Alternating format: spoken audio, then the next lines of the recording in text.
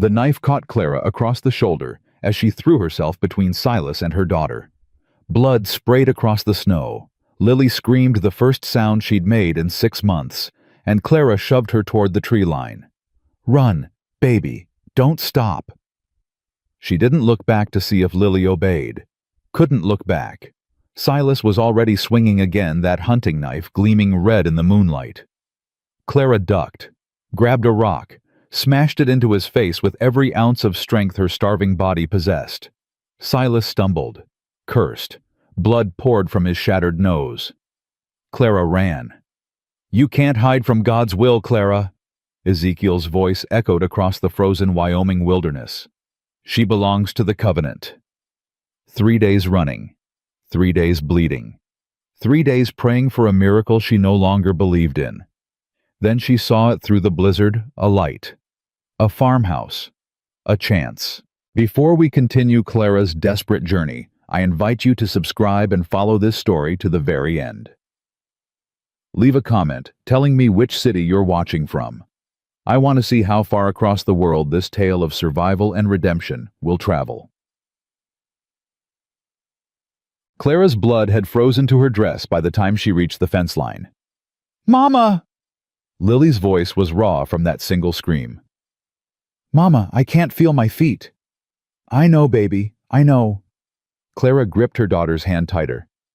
"See that light? We're almost there." "What if they're bad people too?" Clara didn't answer. Couldn't answer. Because the truth was she had no idea what waited in that farmhouse. Could be salvation. Could be another trap. But the blood was still seeping through her makeshift bandage, and Lily's lips had turned blue, and somewhere behind them, Silas was hunting with that knife and those dead eyes. No choice. No choice at all. "Stay behind me," Clara whispered. "If anything happens, you run. You hear me? You run, and you don't stop. I won't leave you." Lily. I won't. 8 years old. Stubborn as her father. Samuel would have been proud. Samuel would have been alive if she'd run sooner.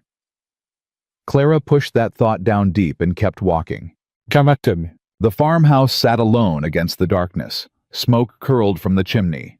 A single light burned in the window. Then the front door opened. Clara yanked Lily behind her, one hand fumbling for the rock she'd shoved in her pocket. Pitiful weapon. But it was all she had. A man stepped onto the porch. Tall, broad-shouldered, rifle in his hands. "That's close enough." His voice cut through the wind like a blade, deep, cold, the voice of a man who'd forgotten how to be gentle. Clara stopped.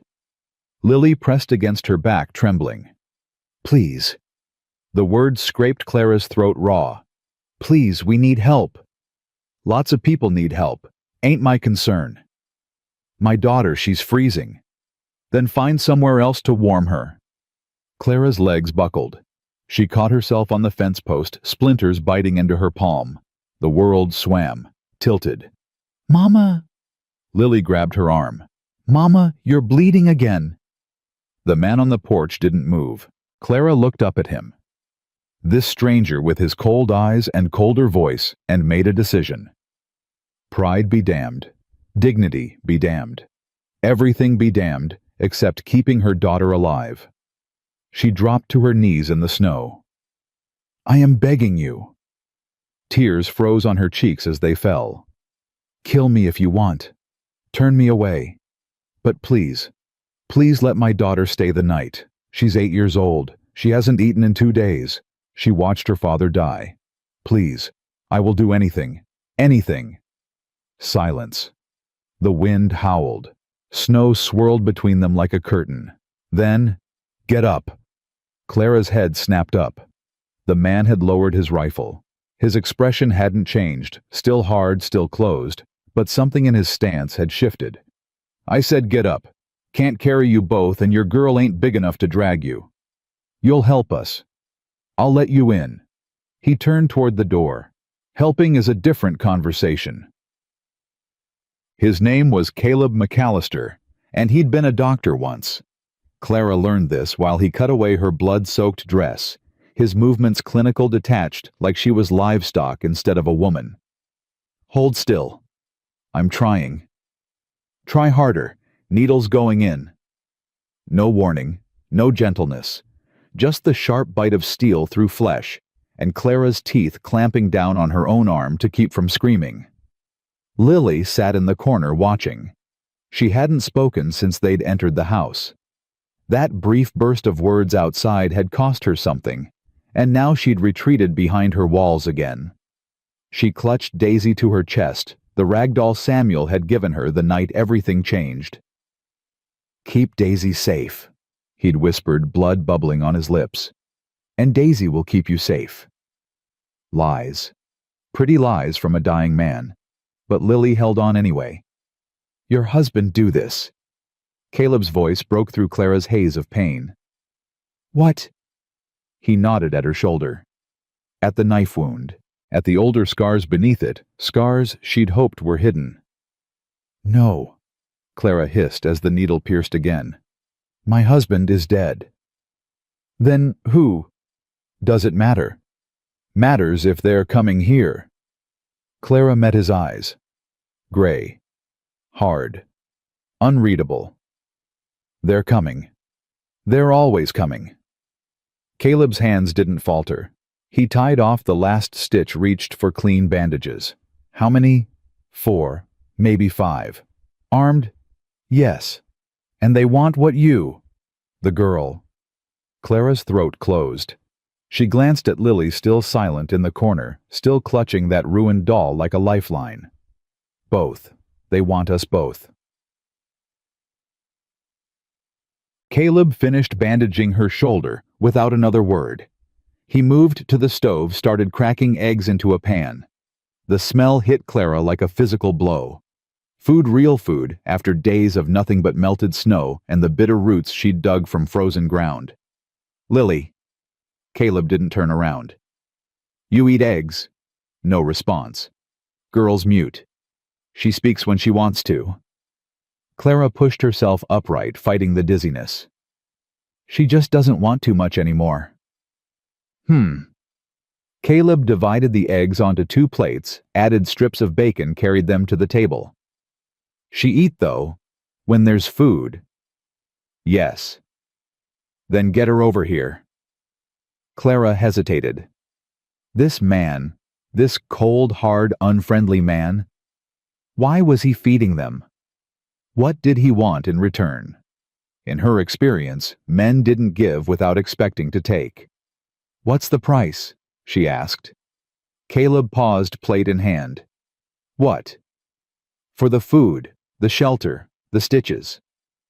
Clara forced herself to meet his eyes. "What do you want from us?" Something flickered in those gray depths. Surprise, maybe. Or something darker. "You think I want payment?" "I think men always want payment." Caleb set the plate down slowly. His jaw tightened. "Eat the food, Mrs. Whitmore. Clara Whitmore. Eat the food, Mrs. Whitmore. Feed your daughter. Rest." He turned back to the stove. "Price is you're gone by morning. That's all." Clara didn't believe him. Couldn't believe him. But Lily had already crept to the table, drawn by the smell, despite her fear. And when the child took her first bite, when her eyes closed in something like relief, Clara decided that whatever payment came due, it was worth it. Just to see her daughter eat again. Lily fell asleep at the table, face pressed against the worn wood Daisy still clutched in her arms. Caleb lifted her without being asked, carried her to the bed like she weighed nothing. She always sleep this hard? No. Clara watched him settle Lily under the quilts, his movements unexpectedly gentle. Nightmares keep her up most nights? About what? Her father's death. She saw it happen. Caleb straightened. His hand moved to his chest, fingers brushing something beneath his shirt. How'd he die? Clara's throat burned. They called it an accident. Said he fell, hit his head. But I know what a knife wound looks like. Clara's voice cracked. I know what murder looks like." Silence stretched between them. Caleb pulled a chair close to the bed, sat down with his back to the wall and his rifle across his knees. "Get some sleep." "I can't." "Wasn't asking." He checked something in his pocket, a watch she realized old and worn, then settled deeper into the chair. "Anyone comes through that door tonight, they come through me first." "Why?" The question escaped before Clara could stop it. She was exhausted, bleeding, terrified, and this stranger's kindness made no sense. Made her suspicious and grateful in equal measure. Caleb was quiet for a long moment. "Got ghosts," he said finally. "They don't rest easy. Figure maybe if I help someone else's family, mine might forgive me." "Forgive you for what?" But he'd closed his eyes. Conversation over. Clara lay down beside Lily, her wounded shoulder throbbing, her mind racing. She should stay awake, should keep watch, should be ready to grab her daughter and run at the first sign of danger.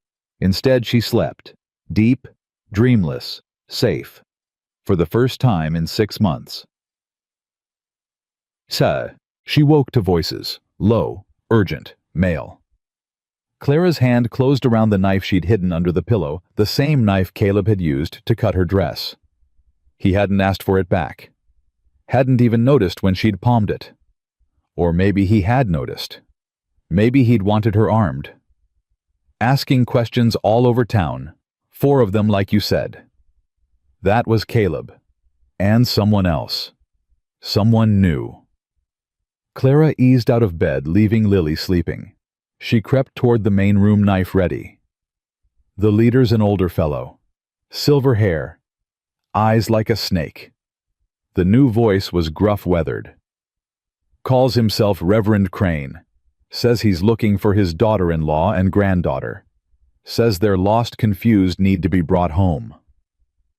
Clara's blood turned to ice. She pressed her back against the wall, heart slamming against her ribs. "And folks believe him?" Caleb asked. "Some do. Man's got a way about him. Talks smooth. Quotes scripture like he wrote it himself." A pause. "But I've seen his type before. Had one in my town years back. Sweet words and dead eyes." "What happened to him?" "I shot him." The voice carried no regret. "After he killed my wife." Silence. Then Caleb. "You got a name, mister?" "Dawson. Henry Dawson. I'm sheriff over in Silver Creek." A chair scraped. "And I've been waiting 3 years for someone to help me bring that snake down." Clara stepped into the doorway. Both men turned. Caleb's hand moved toward his rifle, then stopped when he recognized her. The other man, Dawson, was older, weathered, with a star pinned to his chest, and eyes that had seen too much. "Mrs. Whitmore." Caleb's voice was flat. "You should be resting." "I heard." Clara's grip tightened on the knife. "I heard what he said. About Ezekiel. About easy."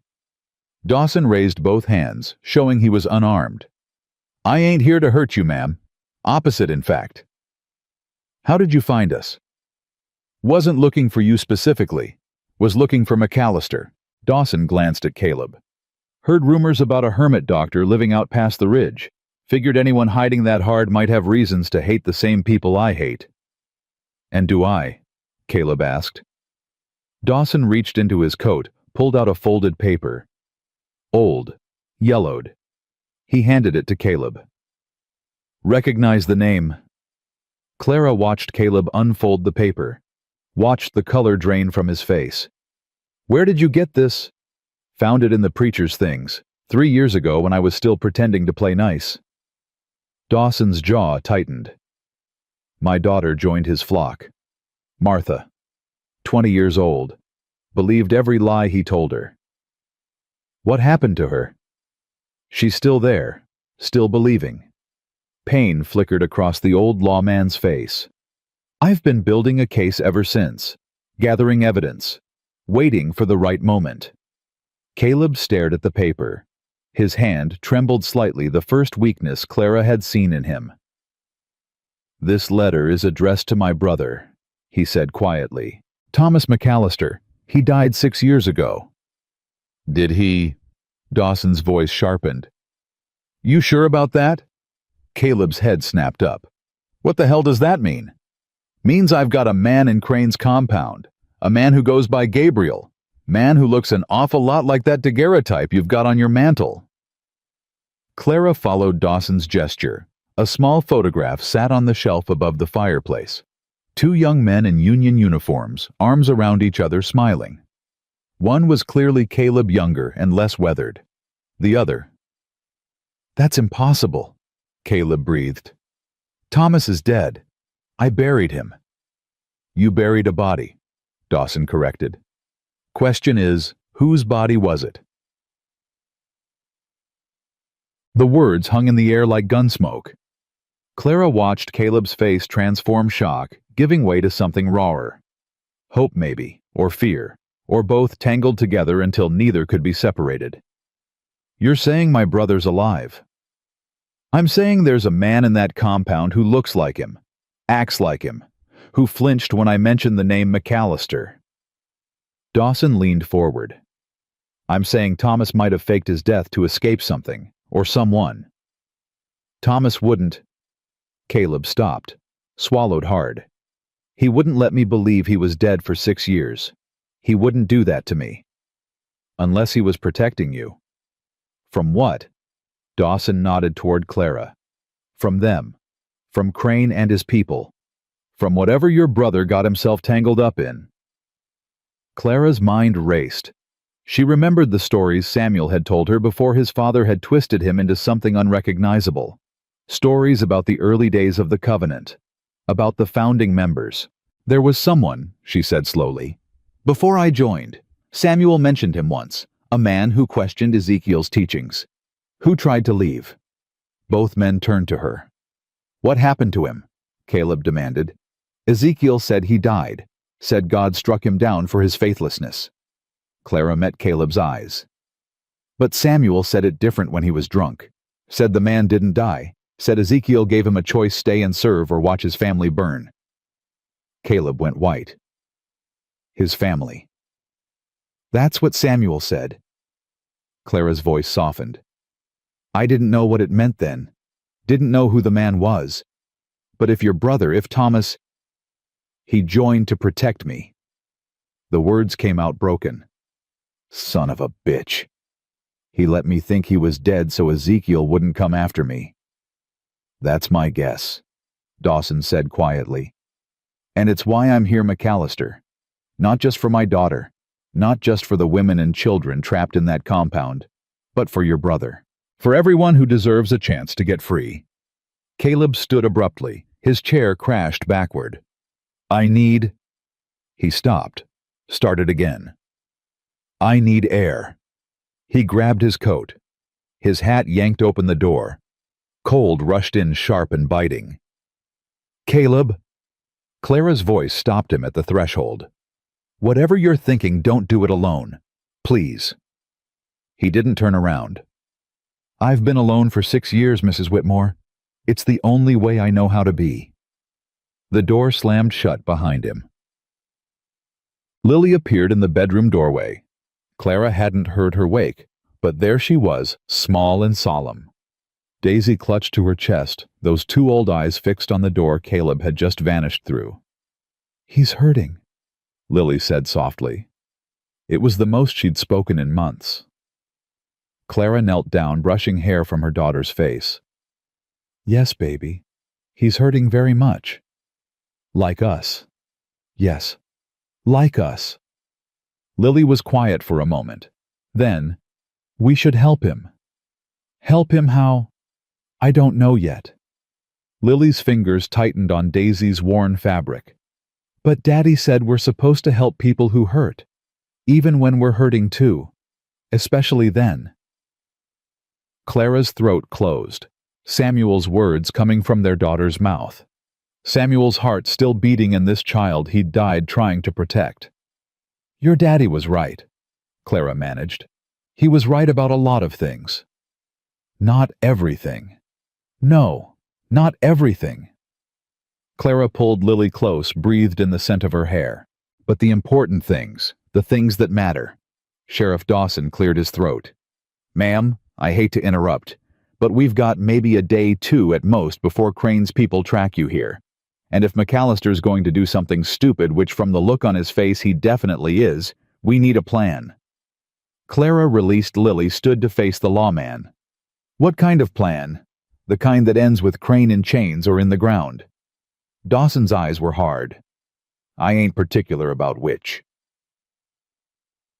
Caleb came back an hour later.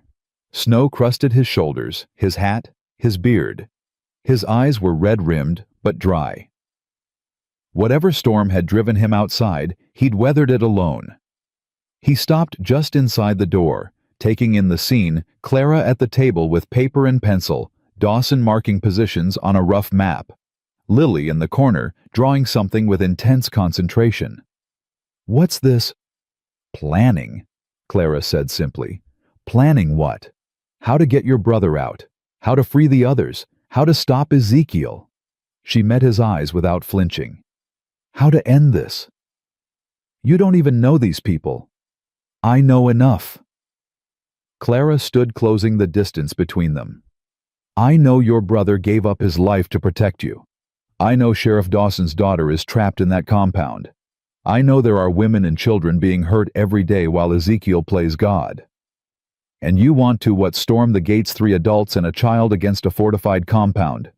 I want to fight. Clara's voice hardened. I spent 6 years being quiet, being obedient, being good. And it got my husband killed, and my daughter broken, and me running for my life through a Wyoming blizzard. She stepped closer. Close enough to see the gold flecks in his gray eyes, the tension in his jaw.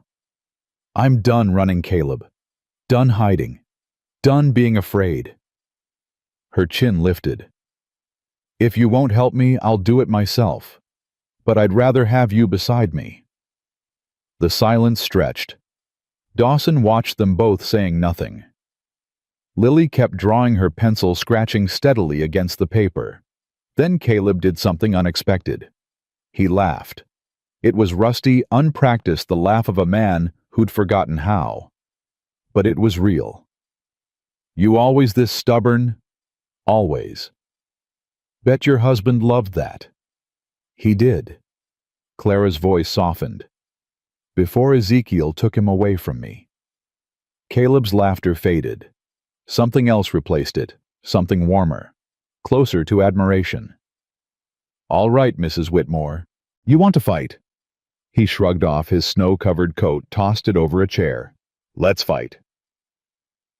They planned through the night. Dawson knew the compound's layout. 3 years of careful observation had given him that much. 2 main buildings, a dozen smaller structures. Guards posted at all hours.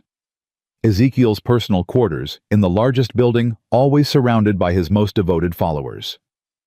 The weak point is the eastern fence, Dawson explained, pointing to his map. It backs up against the creek. During spring melt, the water undermines the posts. They patch it, but it's never solid. How do you know that? Caleb asked.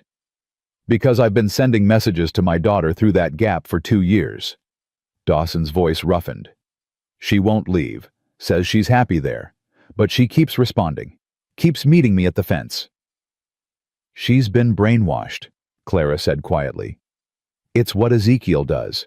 He makes you believe you chose it, makes you think the cage is freedom. How'd you break free? Clara's hand moved unconsciously to her shoulder, to the scar beneath her bandage. They killed my husband, right in front of our daughter. Her voice didn't waver. Hard to believe in paradise when you're covered in your husband's blood. Lily's pencil stopped moving. Everyone turned to look at her. The child stood up, slowly, walked to the table, placed her drawing in the center. Clara's breath caught. It was the compound. Detailed, precise, far more accurate than an 8-year-old should be able to render. Buildings and fences and pathways, all from a perspective high above bird's-eye view. But that wasn't what made Clara's heart stop. In the center of the compound, Lily had drawn flames. orange and red and yellow consuming the largest building. Figures running, figures falling, and standing apart from the chaos, 3 people holding hands. A man, a woman, a child, safe, together, watching the fire burn. "Lily," Clara's voice shook. "Baby, how did you—" "I saw it." Lily's voice was matter-of-fact. "Last night, while I was sleeping." Caleb leaned closer, studying the drawing. "This is accurate. The layout, the buildings. This is exactly how Dawson described it." "She's never been there," Clara whispered. "We joined after Samuel and I were already married. The compound was built later. She couldn't possibly know." "I saw it," Lily repeated. "I see things sometimes. Things that haven't happened yet." Dawson crossed himself, old habit half forgotten. Mother of God. Caleb's eyes moved from the drawing to Lily to Clara. This is why they want her. Why Crane wants her. Clara nodded, throat too tight for words. He thinks she's a prophet. The 7th chosen, he calls her. Says she'll lead the covenant into the new world. Clara gathered Lily against her protective fierce. He wanted to prepare her, purify her. What does that mean? Dawson asked. Purify. Clara couldn't answer. The words lodged in her chest like broken glass. It means kill her, Caleb said flatly. Doesn't it? Clara's silence was answer enough. They didn't speak for a long time after that. Lily had retreated to the corner again, drawing something new. Caleb stood at the window, staring out at the snow-covered darkness. Dawson paced, muttering calculations under his breath. Clara sat at the table, Lily's prophecy spread before her. Flames. Freedom. 3 figures holding hands. Could it be true? Could her daughter actually see the future? Or was it just the desperate imagination of a traumatized child creating happy endings to escape the horror of her reality? I'm going to the compound. Caleb's voice broke the silence. Clara's head snapped up. What? Tomorrow night. He turned from the window. Dawson, you said your daughter meets you at the eastern fence. Can you get a message to her? Probably. Why? Because I need to get inside. Caleb's jaw set. I need to find Thomas, talk to him, find out if he's really my brother, and if he is, find out what he knows. That's suicide, Clara said flatly. You'll be walking straight into Ezekiel's hands. Maybe. Or maybe I'll be walking into the one place they won't expect me. Caleb crossed to the table, planted his hands on the surface. Think about it. Crane's been hunting you for days. All his attention, all his resources focused outward, looking for you. So he won't be looking inward, won't be expecting threats from inside his own compound. Caleb's eyes burned with something new. Purpose. Determination. Thomas has been there for years. If anyone knows Crane's weaknesses, it's him. If Thomas is even really Thomas, Dawson pointed out. If he hasn't been completely turned. He hasn't. Caleb's voice was certain.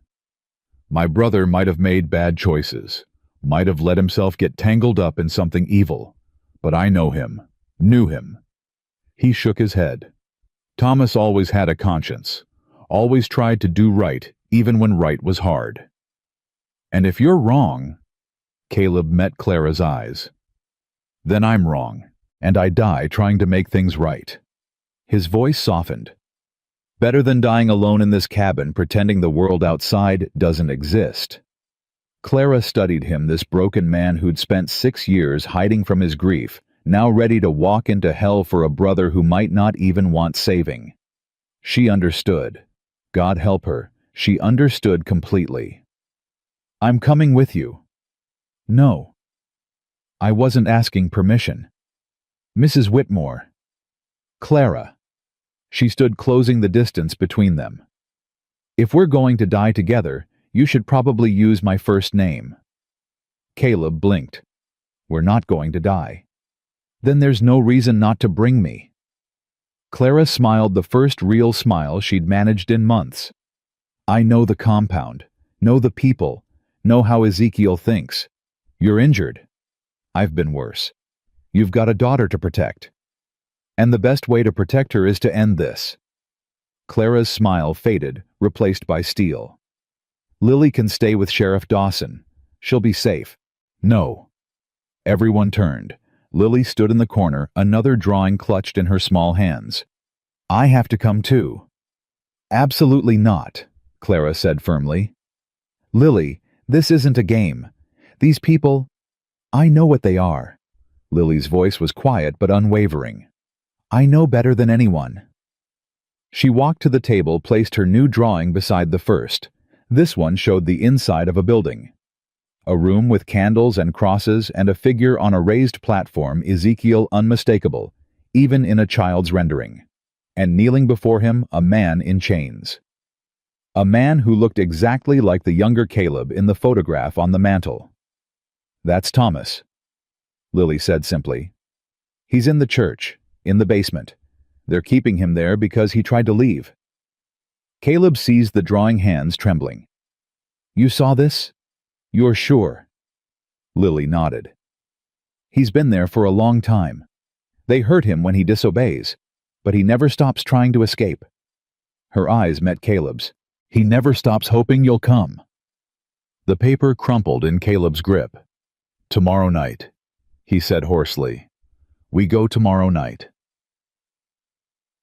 Dawn broke gray and cold. Clara stood at the window watching the first light creep across the snow-covered hills. Somewhere out there, Ezekiel was hunting. Somewhere out there, Thomas was suffering. Somewhere out there, their future waited to be written. Footsteps behind her. Caleb's reflection appeared in the frost-covered glass. Couldn't sleep. No. Clara didn't turn around. Too much thinking. Know the feeling. He moved to stand beside her close enough that she could feel the heat of him through her borrowed clothes. For what it's worth, I'm sorry. For what? For trying to turn you away, last night, when you first arrived. Clara finally looked at him. In the pale dawn light, he seemed younger somehow, less guarded. You had every right. We're strangers bringing trouble to your door. Still, his jaw worked. You were bleeding, desperate, and I almost walked away. But you didn't. No. He met her eyes. I didn't. Something passed between them. Clara couldn't name it, didn't want to name it, not yet, but it was warm, real. A connection forged in desperation and strengthened by shared purpose. Caleb. She hesitated. Whatever happens tomorrow night, don't.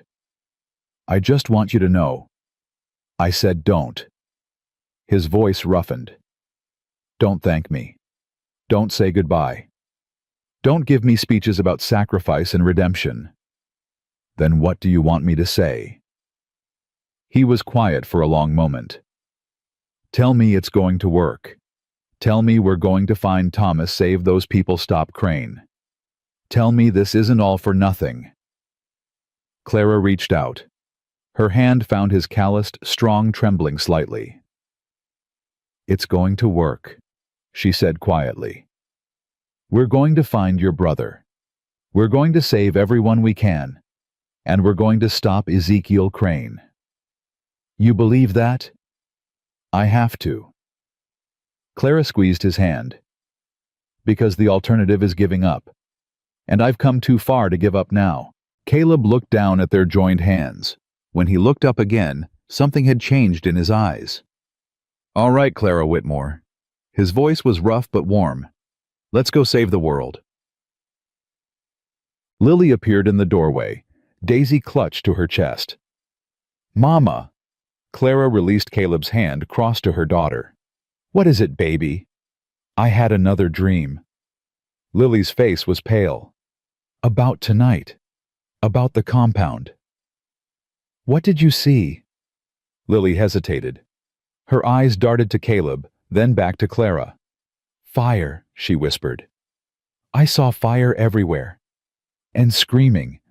And—" She stopped. "And what?" Clara prompted gently. Lily's grip on Daisy tightened. "And grandfather, standing in the flames." Her voice dropped even lower. "Smiling." Clara's blood went cold. "We need to move faster," she said, turning to Caleb. "Whatever we're planning, we need to do it now. Today." "That's impossible. Dawson needs time to contact his daughter, and we need to—" "There is no time." Clara's voice sharpened. "Lily's visions, they're never wrong. If she says Ezekiel is smiling in the flames, it means he knows something we don't. Means he's planning something." "What kind of something?" Clara met his eyes. "The kind that ends with all of us dead." They left within the hour. Dawson rode ahead to Silver Creek, promising to send word to his daughter before nightfall. Clara watched him disappear over the ridge, her stomach tight with fear, and something else. Something that felt dangerously like hope. "You trust him?" Caleb asked, checking his rifle for the third time. "I trust he wants his daughter back." Clara pulled on the coat Caleb had given her, too big smelling of wood smoke and leather. "That's enough for now. And if he's wrong, if his daughter's too far gone to help us, then we find another way." Clara met his eyes. "There's always another way." Caleb studied her for a long moment. Whatever he saw in her face, it seemed to satisfy him. "Lily ready?" Clara glanced toward the house. Through the window she could see her daughter gathering her few possessions. Daisy, the drawings a blanket Caleb had given her. "She's ready. She's been ready since before we arrived here."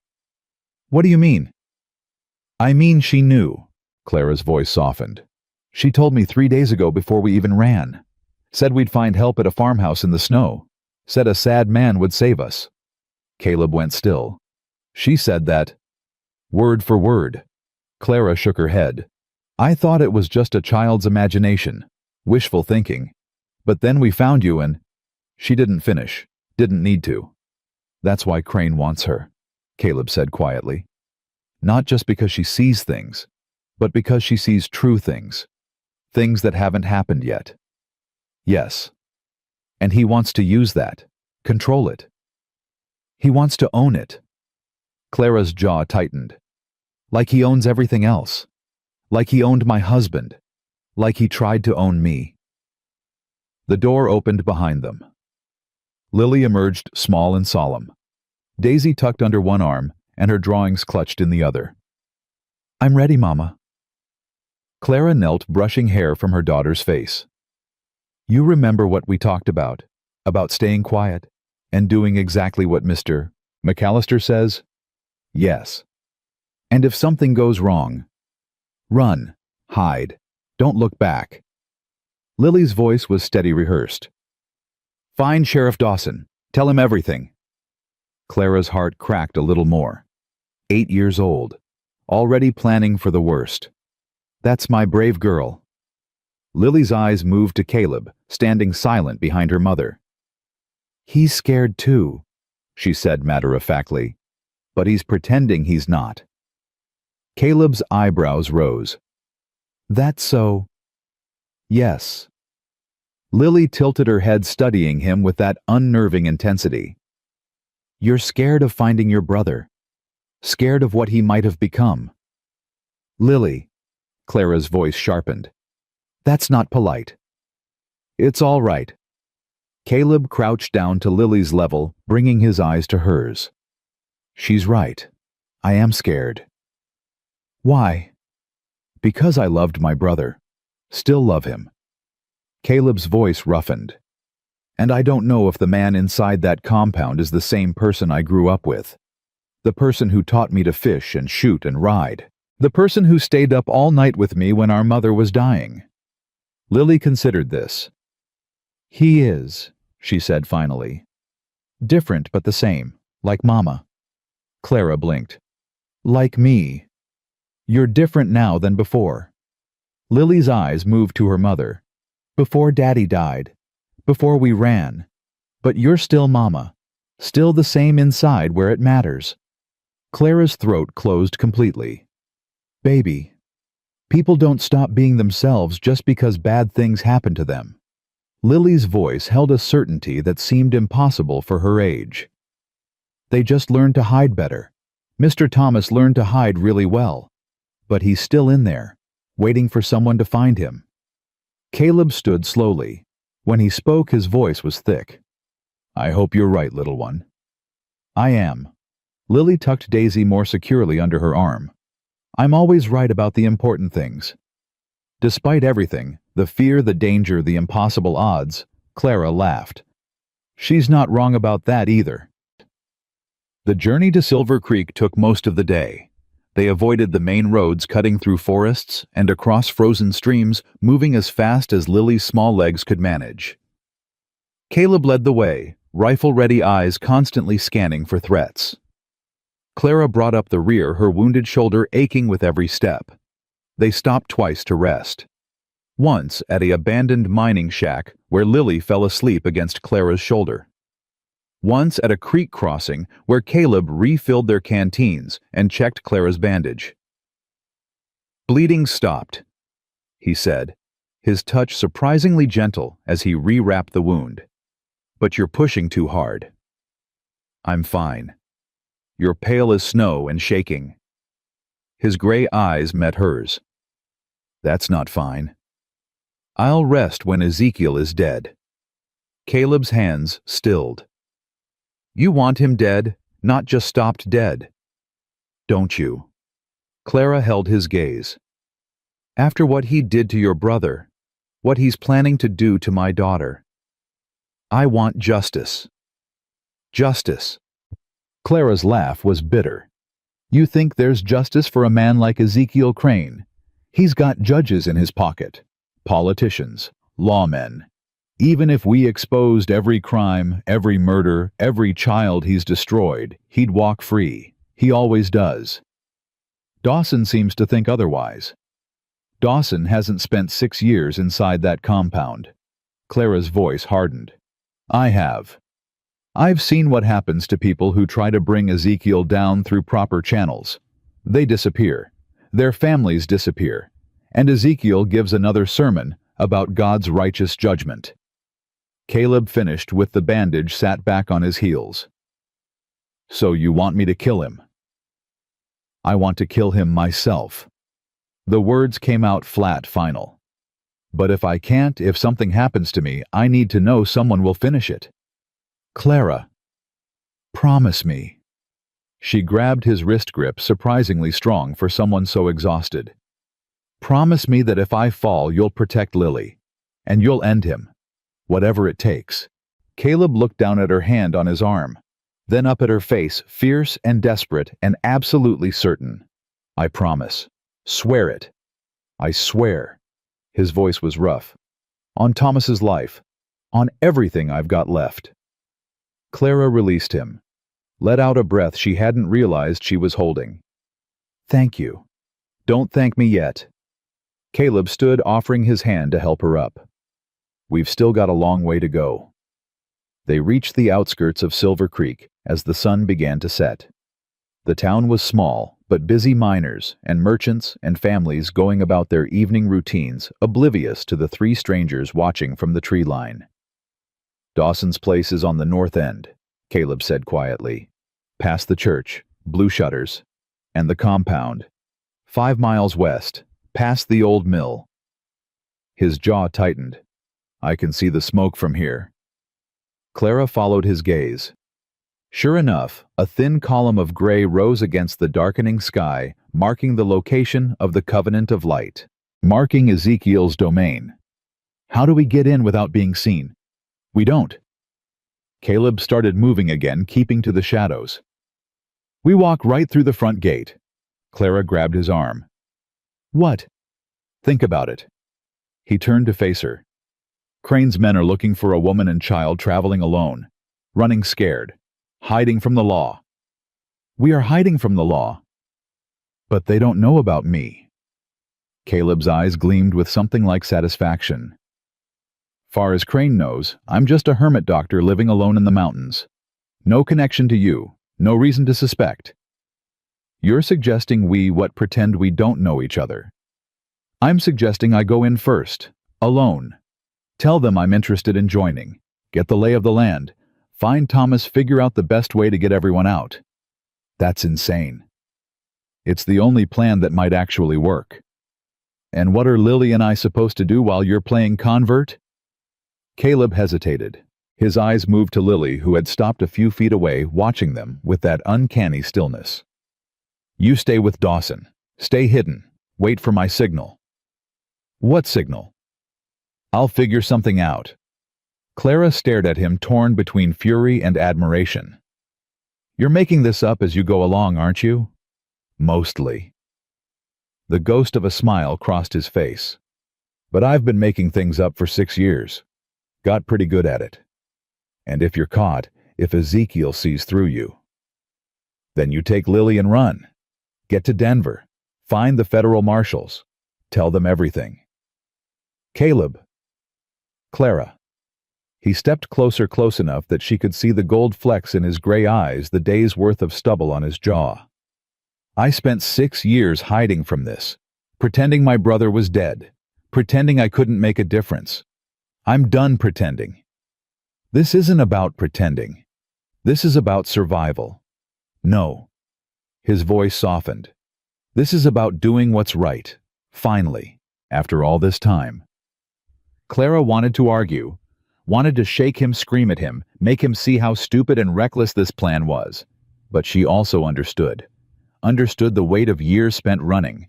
Understood the desperate need to stop, turn around, face the thing that had been chasing you. You better come back, she said finally, planning on it. I mean it, Caleb. You better come back to us. Something shifted in his expression. His hand came up, almost touching her face, before he caught himself. I'll come back, he said quietly. I promise. They found Dawson's house just after dark. The sheriff met them at the back door, ushering them inside with quick, nervous movements. You're late. I was starting to think, we took the long way. Caleb moved to the window, checking the street outside.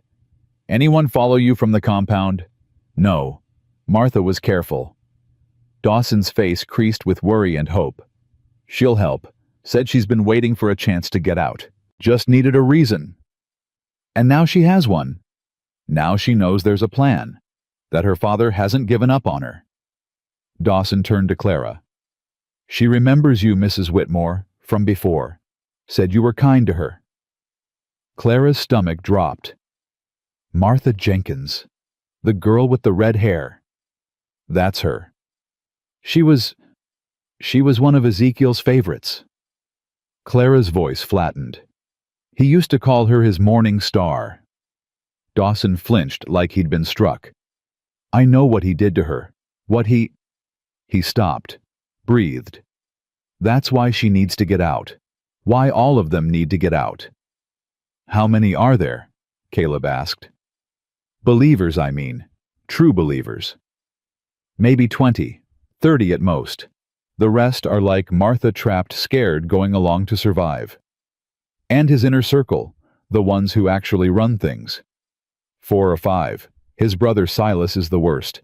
Does all the dirty work while Ezekiel keeps his hands clean. Dawson's jaw tightened. And there's another one. Gabriel, second in command. Caleb went very still. Tell me about Gabriel. Quiet, keeps to himself. Been with the covenant almost since the beginning. Dawson frowned. Why? Because Gabriel is my brother. The silence that followed was absolute. Dawson stared at Caleb, processing this information. His face cycled through shock, confusion, understanding. The man in the daguerreotype, Thomas McAllister. The same. And you're telling me he's one of Crane's lieutenants? Yes. Caleb's voice was tight. But if Lily's visions are right, he's also a prisoner. They're keeping him in the church basement. I've never seen anyone in the church basement. Because they don't want you to see. Because Thomas knows things Crane doesn't want getting out. Caleb turned from the window. That's why I need to get inside, tonight. Tonight? Dawson shook his head. That's too soon. We need more time to... We don't have more time. Clara spoke up, her voice sharp. Lily had another vision this morning. Ezekiel standing in flames, smiling. What does that mean? It means he's planning something. Something big. Clara's hand found Lily's squeezing gently. Something that ends with all of us dead if we don't stop it. Dawson looked from Clara to Caleb to Lily. You're asking me to trust a child's dreams. I'm asking you to trust me. Caleb stepped forward. And to help me save my brother, and your daughter, and everyone else trapped in that compound. The sheriff was quiet for a long moment. Then, what do you need?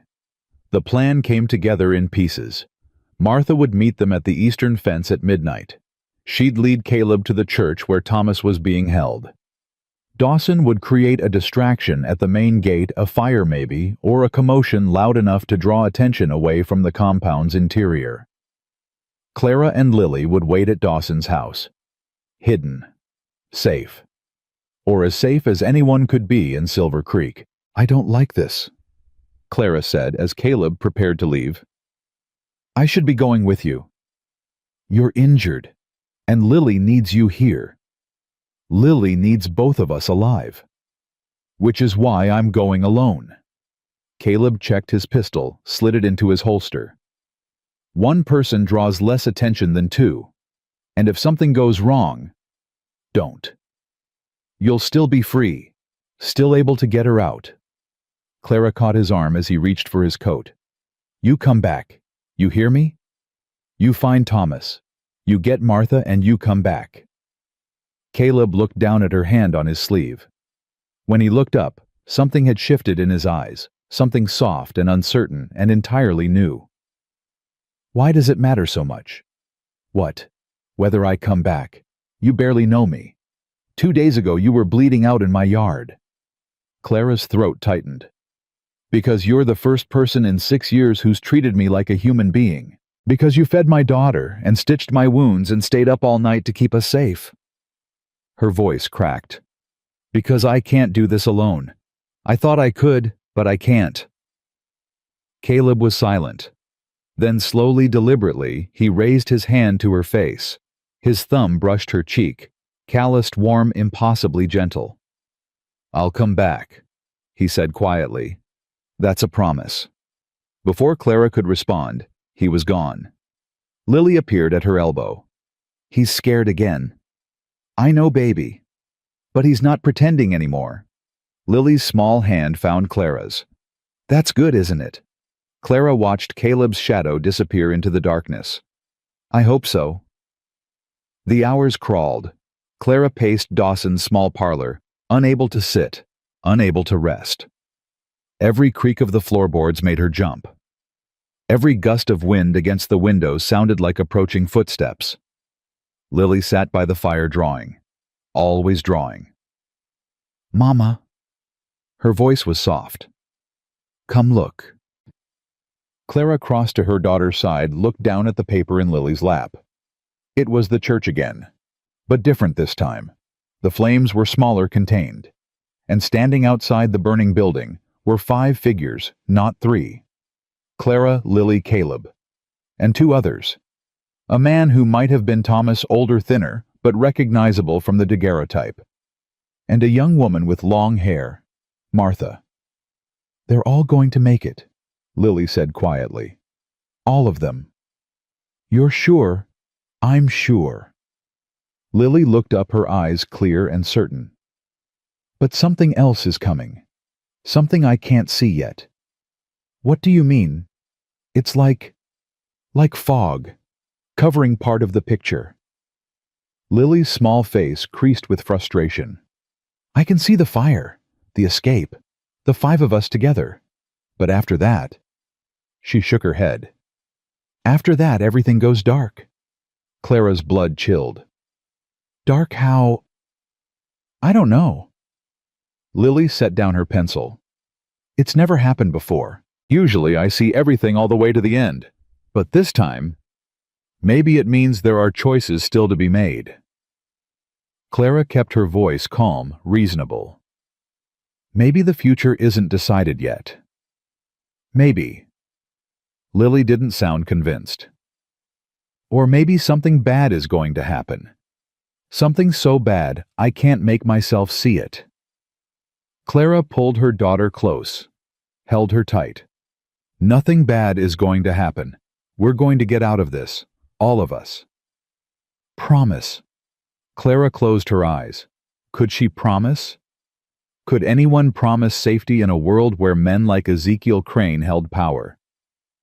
I promise I'll do everything I can to protect you, she said finally. Everything I have, everything I am. That's not the same as promising we'll be okay. No. Clara pressed a kiss to Lily's hair.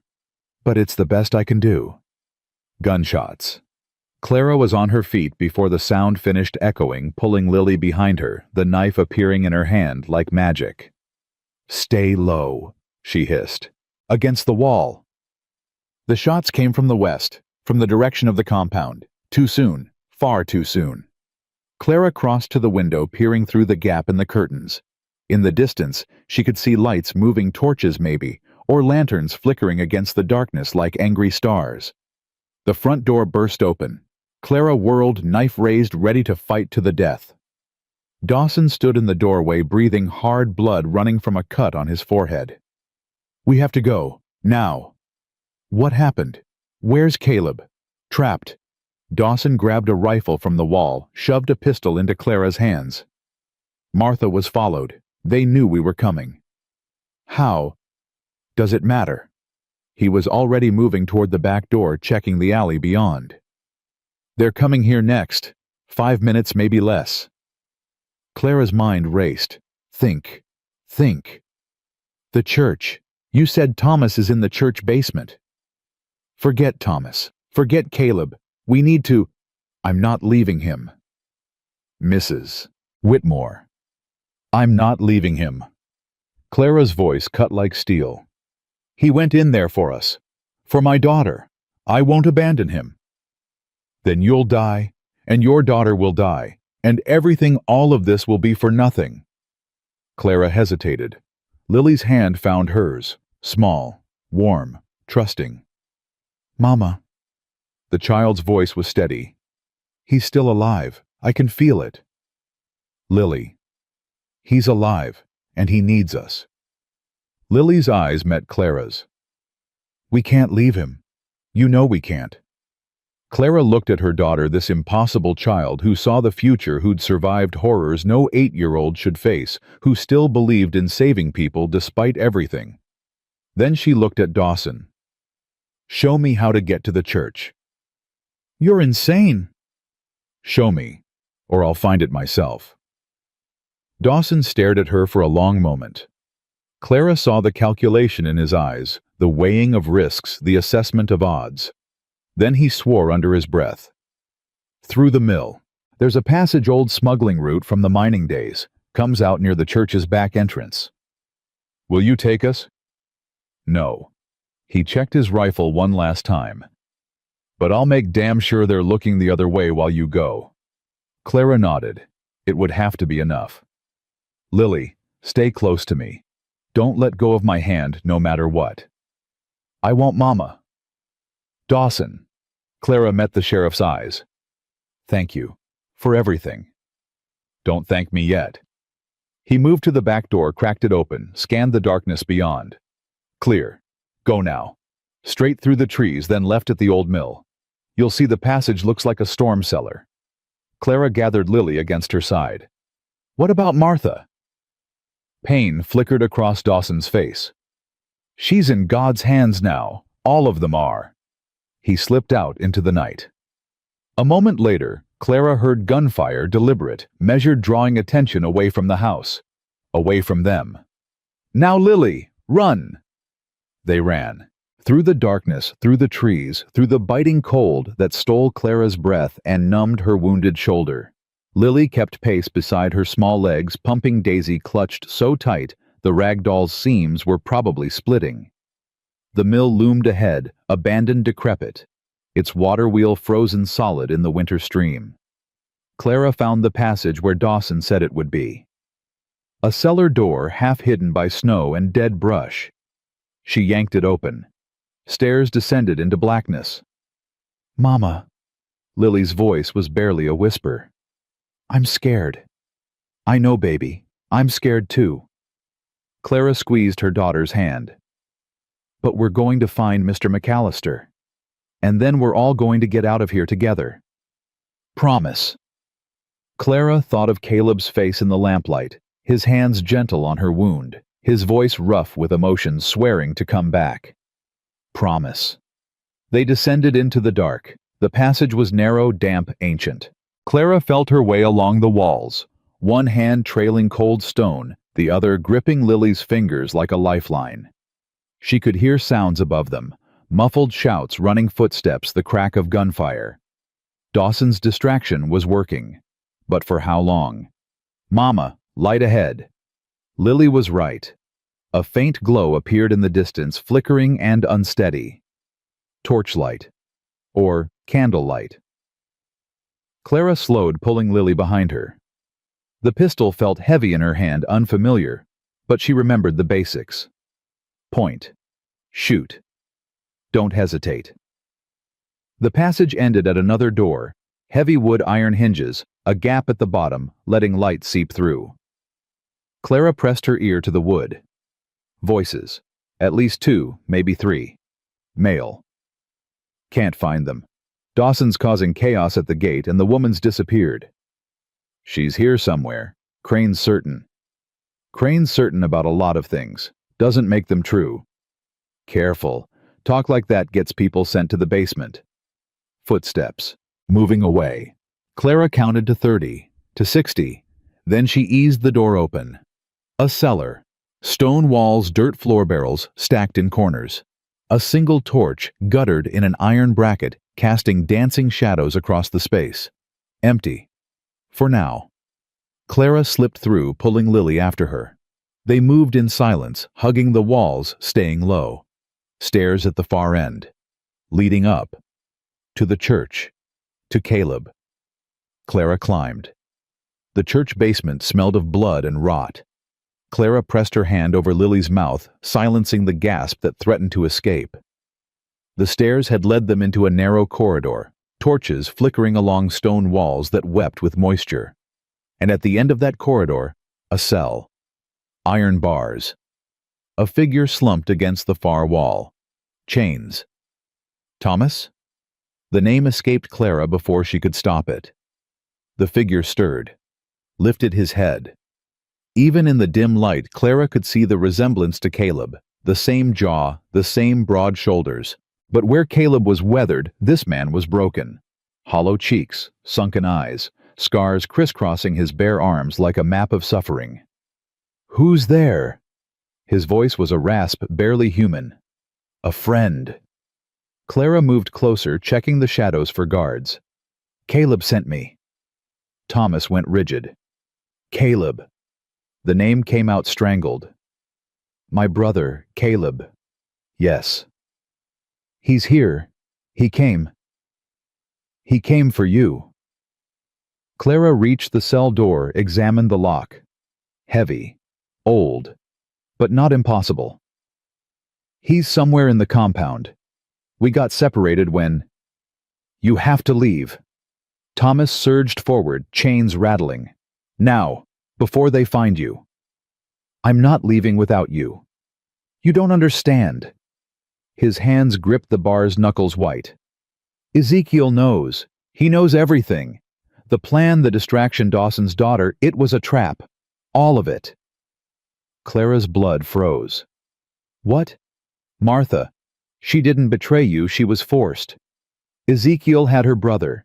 Threatened to kill him if she didn't cooperate." Thomas's voice cracked. "She came to me last night, confessed everything, begged me to warn Caleb, but I couldn't. I was locked down here and—" "Where is Caleb now?" "The main hall. Ezekiel wanted him alive. Wanted to—" Thomas stopped, swallowed. "Wanted to make an example." Clara's grip tightened on the pistol. "How do I get to the main hall?" "You can't. There are guards everywhere. Silas has men at every entrance. Then I'll go through them. You'll die. Maybe. Clara met his eyes. Caleb's eyes, she realized the same gray shot through with gold. But I made a promise, and I don't break my promises. Thomas stared at her. Something shifted in his expression. Recognition, maybe, or respect. There's another way, he said slowly. A passage behind the altar. Ezekiel uses it when he wants to appear suddenly during services. Make the congregation think he's manifesting through divine power. Where does it come out? Behind the main hall, near the back entrance. Thomas pressed closer to the bars. But you'll need a key for the passage door. Where's the key? On Silas. Thomas's jaw tightened. He keeps it on a chain around his neck, never takes it off. Clara absorbed this. Silas. The man who'd put the knife in her shoulder. The man who'd killed Samuel. The man she'd been waiting to face for 6 months. Mama. Lily's voice was barely audible. Clara turned to find her daughter standing very still, eyes fixed on something in the shadows. A door. Half hidden behind a stack of old crates. That's the altar passage, Thomas said, following Lily's gaze. But it's locked. Without the key. It's not locked. Lily's voice was strange. Distant. Not anymore. Clara crossed to the door, pushed gently. It swung open. How did you... Thomas began. She sees things. Clara didn't have time to explain. Lily, stay with Mr. Thomas. Don't move, don't make a sound. I'll be back. Mama, no. Lily. Clara knelt, gripping her daughter's shoulders. I need you to be brave. Can you do that? Can you be brave for me? Tears welled in Lily's eyes, but she nodded. I'll be back, Clara repeated. I promise. She kissed Lily's forehead, pressed Daisy into her arms, and stepped into the darkness. The passage was narrow and black as pitch. Clara moved by feel, one hand on the damp stone wall, the other clutching the pistol. Her shoulders screamed with every movement, but she pushed the pain down, locked it away. Later. She could hurt later, if there was a later. The passage twisted, climbed, leveled out.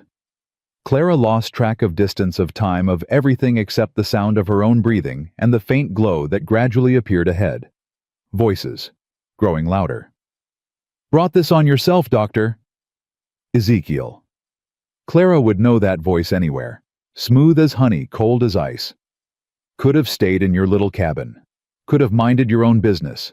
But you had to play hero. Let me go. Caleb's voice tight with pain. I'm nothing to you. Nothing. Ezekiel laughed. You're Thomas's brother, the one thing he still cares about. The one thing that might finally break him completely. Clara reached the end of the passage. A door slightly ajar. Through the gap, she could see the main hall candles everywhere, rough wooden pews, a raised platform at the far end. And on that platform, Caleb, bound to a post, blood running down his face from a gash on his temple. Silas stood beside him, knife in hand, grinning. Ezekiel paced before them, silver hair gleaming in the candlelight. Where is she? Ezekiel's voice hardened. The woman, Clara. Where is she hiding? Go to hell. Silas's fist connected with Caleb's jaw. His head snapped back, blood spraying. Wrong answer. Ezekiel stepped closer. I'll ask again. Where is Clara Whitmore? Caleb spat blood at Ezekiel's feet. I don't know. You're lying. I'm not. Caleb lifted his head, met Ezekiel's eyes with something like defiance. She ran. I told her to run, and she did. She's probably halfway to Denver by now. Is that what you think? Ezekiel smiled the smile Lily had described. The smile of a man standing in flames. Then I have disappointing news for you, Doctor. She's not in Denver. She's not even outside these walls. Clara's heart stopped. She's here, in this compound, with her precious daughter. Ezekiel's voice dropped to a purr. Did you really think I wouldn't know? Did you really think anything happens in my domain without my knowledge? You're bluffing. Am I? Ezekiel snapped his fingers. A door opened at the side of the hall. Two men entered, dragging someone between them. Martha Dawson, barely conscious, her face swollen with bruises. Miss Dawson was kind enough to share some information before she lost the ability to speak clearly. Ezekiel didn't even glance at the beaten woman. It seems there's a passage under the old mill, a passage that leads directly to my church. Clara's grip on the pistol went slick with sweat. So you see, Doctor, your sacrifice was meaningless. Your little rescue mission was doomed from the start. Ezekiel spread his hands. But I'm a merciful man. Tell me where Clara is hiding, exactly where, and I'll make your death quick, painless. And if I don't? Then Silas will take his time. Ezekiel's smile widened. He's been looking forward to finishing what he started with Mrs. Whitmore, and afterward, well, your brother has been disappointingly resistant to my teachings. Perhaps watching you die slowly will remind him of his proper place. Caleb's face drained of color. Leave Thomas alone. That's not how this works. Ezekiel turned away, dismissive. Silas, begin. Silas raised the knife. Clara stepped through the door. Looking for me. Every head in the room turned. Clara stood in the entrance to the altar passage, pistol raised, heart pounding so hard she could feel it in her teeth. Ezekiel's eyes widened, then narrowed, then curved with something like delight. Clara, my dear wayward daughter. He opened his arms as if welcoming a lost lamb. You came back to us. I came for him. Clara nodded toward Caleb. Let him go. Or what? Ezekiel's voice dripped with amusement. You'll shoot me with that little pistol before Silas puts a knife in your throat. Clara's aim didn't waver. Maybe, maybe not, but I'll take at least one of you with me. Such fire, such spirit. Ezekiel shook his head slowly. Samuel never could tame you, could he? I told him from the beginning, some women are too wild, too dangerous. They need to be broken completely or put down like rabid dogs. Like you put down Samuel. Silence. Ezekiel's smile flickered, just for a moment. Samuel died in an accident, a tragic fall. Everyone saw what you wanted them to see. Clara's voice steadied. But I know the truth. Lily knows the truth, and so does Thomas. Thomas. Ezekiel spat the name. Thomas is a broken man, a failure. His testimony means nothing. His testimony means everything. Clara took a step forward. Because he has proof. Documents. Names. Dates. Every crime you've ever committed, every person you've ever destroyed, it's all written down. And it's already on its way to the federal marshals in Denver. Ezekiel's face went very still. You're lying. Am I? Clara smiled, a hard, dangerous smile she'd learned from 6 years of surviving in his shadow. Dawson's been planning this for 3 years. His daughter was never really yours. She was feeding him information the whole time. Every secret, every sin, all of it. That's impossible. Is it? Clara gestured at Martha, still slumped between the guards. Ask her, if she can still speak. Ezekiel's mask cracked. For the first time since Clara had known him, she saw real fear in his eyes. Then it was gone, replaced by something far worse. Rage. Kill her! Ezekiel's voice dropped to ice. Kill her now! Silas moved. Clara fired. The bullet caught Silas in the shoulder, spinning him sideways. He roared in pain, dropped the knife, clutched his arm. Clara was already moving.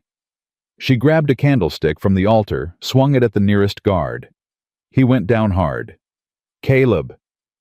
She threw him the knife Silas had dropped. Cut yourself free. Chaos erupted. Guards poured in from every entrance. Ezekiel was screaming orders, his composure completely shattered. Martha had collapsed forgotten in the confusion. Clara fired again. Missed. Fired once more. Click. Empty. Silas was on his feet, blood streaming from his shoulder face twisted with murder. "You shot me," he snarled. "You actually shot me. Should have aimed higher." He lunged. Clara dodged barely. Her wounded shoulder screamed as she hit the floor, rolled, came up with the empty pistol still clutched in her hand. Silas kicked it away, grabbed her by the throat, lifted her off the ground like she weighed nothing. "I'm going to kill you slow," he breathed. "Make you suffer the way you made me suffer. Let her go." Silas froze. Caleb stood behind him, knife pressed to the big man's throat. "I said let her go." "You won't do it." Silas's grip tightened on Clara's throat. "You're soft, weak, just like your brother." "My brother survived 6 years in this hellhole." Caleb's voice was flat. "That's not weakness. That's strength you can't even imagine. He survived because he obeyed, because he broke. He survived because he was waiting." The knife pressed harder. Waiting for the right moment. Waiting for help to come. "And you think you're that help?" Silas laughed. "One broken doctor and a dying woman. Not just us." A new voice. From the back of the hall. Everyone turned. Thomas stood in the doorway. He looked nothing like the broken man Clara had left in the basement cell. His shoulders were straight, his eyes clear, his hands steady on the rifle he'd somehow acquired. And beside him, small and fierce and absolutely unafraid, stood Lily. "Let my mama go," Lily said clearly. "Or he'll shoot you." Silas hesitated. His grip on Clara's throat loosened slightly. "The child?" he breathed. "Ezekiel. It's the child." "I know." Ezekiel's voice came from somewhere behind Clara. "I can see her." Clara twisted in Silas's grip, trying to see. Ezekiel had retreated to the far end of the platform, surrounded by guards, his silver hair wild, his eyes burning. "Lily." His voice shifted, became soft, coaxing. "Lily, child. Come to grandfather. There's nothing to be afraid of." Lily didn't move. "Your mother is confused, sweetheart. She doesn't understand. But you understand, don't you? You see the truth." "I see you." Lily's voice was steady. "I see what you really are." "And what is that?" "A monster." Lily stepped forward, and Thomas's hand moved to her shoulder, protective. "A monster wearing a man's face.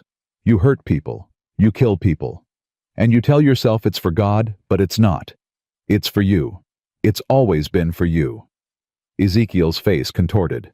"You ungrateful little—" "Lily tells the truth." Thomas spoke for the first time, his voice stronger than Clara had heard it. "She always has. It's why you wanted her, Ezekiel. Not because she's chosen. Because she could expose you. Expose everything you've built on lies and blood." Silence. "No." Thomas raised the rifle. "I've been silent for 6 years. Played the faithful disciple. Watched you destroy lives and smiled and nodded and told myself there was nothing I could do. But I was wrong." Thomas. "There was always something I could do. I was just too scared to do it." Thomas's eyes found Caleb's across the chaos of the hall. "I'm not scared anymore." He fired. The bullet caught Ezekiel in the chest. The preacher staggered backward, disbelief written across his face. His hand came up, touched the spreading stain on his white shirt, came away red. You shot me." "Yes." Thomas's voice was calm, certain.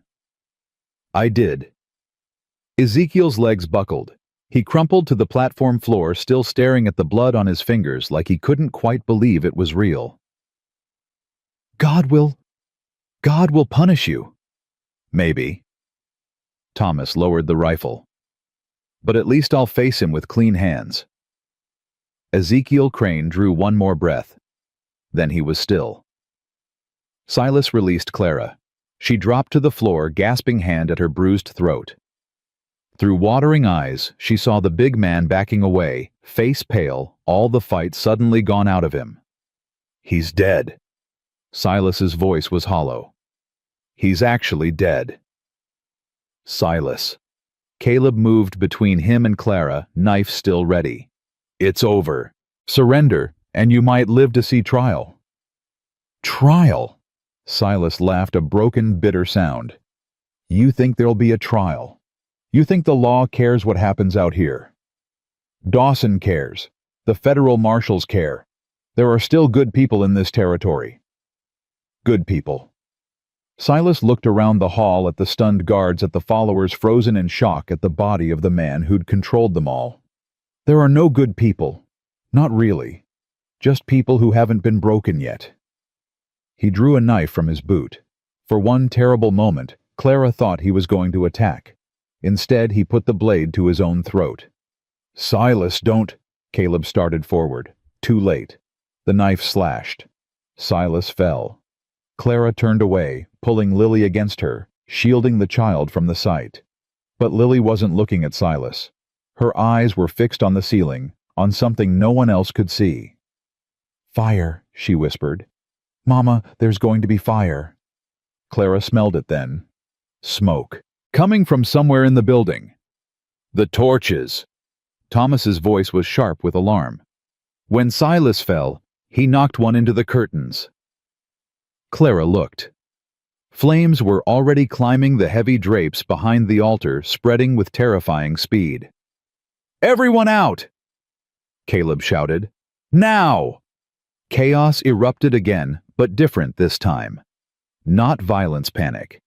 The guards, the followers, everyone scrambling for the exits as smoke filled the air and flames ate through the old wooden walls. Thomas grabbed Martha, hoisted her over his shoulder. "This way, there's a back door."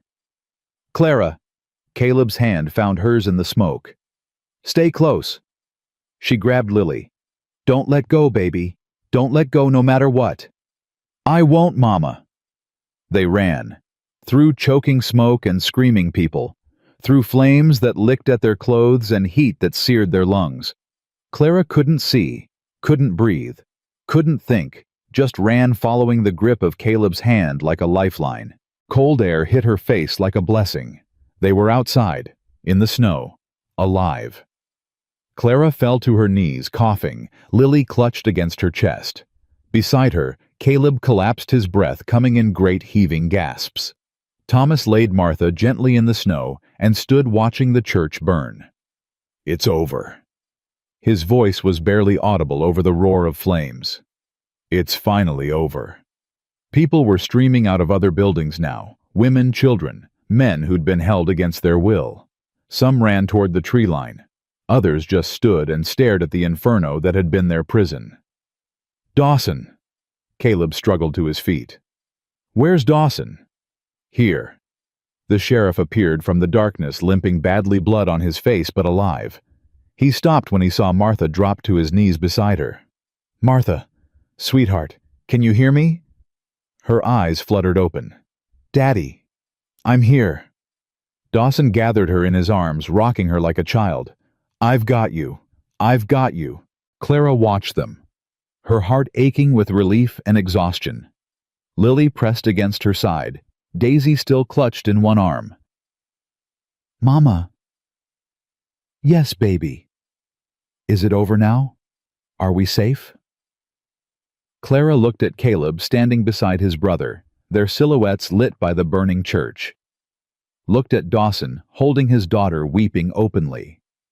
Looked at the flames consuming the symbol of everything that had terrorized them. "Yes," she said softly. "We're safe." Lily was quiet for a moment. Then, "Mr. Caleb is looking at you." Clara turned. Sure enough, Caleb's eyes were on her. Something soft and wondering in their gray depths. "I know," Clara murmured. "He looks at you like Daddy used to look at you, before everything went bad." Clara's throat tightened. "Lily, I think he loves you." Lily's voice was matter-of-fact. "And I think you love him too, even though you're both scared to say it." Clara didn't answer. Couldn't answer. because her daughter was right. She was terrified. But for the first time in 6 years, she was also hopeful. And that, she realized, was something worth fighting for. The church burned until dawn. Clara sat on an overturned wagon, Lily asleep against her shoulder, and watched the flames devour the last of Ezekiel Crane's empire. Sparks drifted upward like lost souls, disappearing into the gray morning sky. "You should rest." Caleb's voice was rough from smoke. He lowered himself beside her, moving stiffly, his face a mess of cuts and bruises. "Can't." Clara didn't take her eyes off the fire. "Every time I close my eyes I see him. Silas. The knife at his throat. He made his choice." "I know." She shivered, despite the heat radiating from the burning building. "Doesn't make it easier." They sat in silence for a long moment. Around them, survivors huddled in small groups, some weeping, others simply staring. Dawson had organized the able-bodied men into a line, passing buckets, to keep the fire from spreading to the other buildings. "Thomas is looking for you," Clara said finally.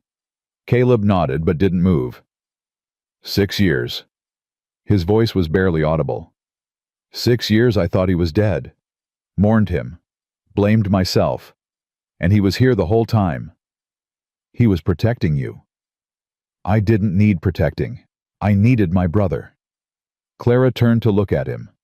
In the firelight, the years showed on his face, the grief, the loneliness, the weight of carrying guilt that was never his to bear. "He needs you now," she said quietly. "That's what matters." Caleb's jaw tightened. He looked toward the small cabin where Thomas had taken Martha, where the wounded were being tended by those with medical knowledge. "I don't know what to say to him." "You'll find the words." "What if I can't?" Clara reached out, touched his hand. His fingers curled around hers, holding tight. "Then don't say anything. Just be there." She squeezed gently. "Sometimes that's enough." Caleb was quiet. Then slowly he lifted her hand to his lips, pressed a kiss to her knuckles. "Thank you." "For what?" "For making me remember." His eyes met hers. "What it feels like to fight for something, someone." Clara's heart stuttered. "Caleb." "I know." He released her hand, stood. "Not the time. Maybe not even the place." A ghost of a smile crossed his battered face. "But when this is over, when everyone's safe and the marshals have come, and Ezekiel's people are facing justice, I'd like to have a conversation with you, Clara Whitmore." "What kind of conversation?" "The kind that involves the future." He held her gaze. "Our future, if you want one." Clara couldn't speak. Her throat had closed completely, but she nodded, and Caleb's smile widened just a fraction, just enough, before he turned and walked toward the cabin where his brother waited. Lily stirred against Clara's shoulder. "Mama." "Shh. Go back to sleep, baby." "I heard what he said." Lily's voice was muzzy with exhaustion. "About the future. You were supposed to be sleeping." "I was mostly sleeping." A pause. "Do you want a future with him?" Clara looked toward the cabin where Caleb had just disappeared through the door. "I don't know," she admitted. "Yes, you do." Lily shifted, burrowing closer. "You're just scared to say it." "When did you get so smart?" "I've always been smart. You just weren't listening." Clara laughed, a genuine laugh, surprising herself. It felt strange in her throat, unfamiliar after so many months of nothing but fear. "I'm listening now," she said softly. "Good." Lily yawned. "Because I like Mr. Caleb, and I think Daddy would have liked him too." Clara's eyes burned. "You think so? I know so." Lily's voice was fading sleep reclaiming her. "Daddy always said the best people are the ones who keep trying, even when everything's broken." She was asleep before she could finish. Clara held her daughter close and watched the sun rise over the ashes of their nightmare. Thomas was sitting by the window when Caleb entered the cabin. The brothers stared at each other across the small room, 6 years of silence stretching between them like a physical presence. "You look terrible," Thomas said finally. "You should see the other guy." Caleb's voice cracked. Oh, wait. You can't. He's dead. Neither of them laughed. Caleb crossed to the window, stood beside his brother. Through the glass they could see the church, or what remained of it. A skeleton of blackened beams still smoking. I thought you were dead. I know. I buried you, Thomas. I buried a body, and I thought it was one of Ezekiel's men, a drifter who crossed him. Thomas's voice was flat. They beat him until he was unrecognizable, dressed him in my clothes. Made sure you'd find the body. Why? Because I tried to leave. Because I told Ezekiel I was done, that I couldn't stomach any more of his purifications. Thomas's hands clenched on his knees. He gave me a choice. Stay and serve or watch my family burn. I'm your family. That's what he meant. Thomas finally looked at Caleb, and his eyes were wet. You, our cousins in Ohio, everyone I'd ever loved. He said he'd kill you all one by one and make me watch. So you stayed. So I stayed, became Gabriel, pretended to believe, pretended to serve. Thomas's voice broke, and every day I died a little more inside. Caleb was silent for a long moment. Then he reached out and gripped his brother's shoulder. You should have told me. How any message could have been intercepted. Any attempt to reach you could have led him straight to you. I would have come for you. I know. Thomas's laugh was bitter. That's why I couldn't risk it. You would have gotten yourself killed trying to save me, and I couldn't. I couldn't be responsible for that. Not on top of everything else. Thomas, I've done things. Thomas pulled away, stood, moved to the other side of the room. Things that can't be forgiven. People I helped prepare for purification. People I... Stop. Thomas froze. Caleb closed the distance between them, grabbed his brother's arms. Look at me. Thomas wouldn't. Look at me, Thomas. Slowly, reluctantly, his brother raised his eyes. You survived, Caleb said quietly. You did what you had to do to survive. And when the moment came when it really mattered, you made the right choice. I killed him. I killed a man in cold blood. You killed a monster. There's a difference. Is there? Thomas's voice was raw.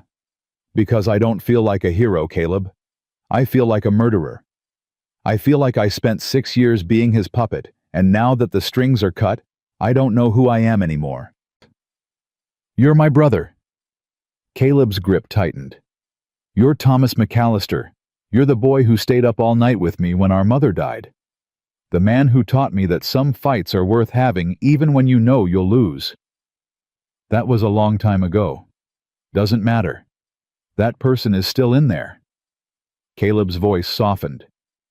I know, because I've been where you are. Spent 6 years hiding from my own ghosts. Thought I was too broken to help anyone, too damaged to matter.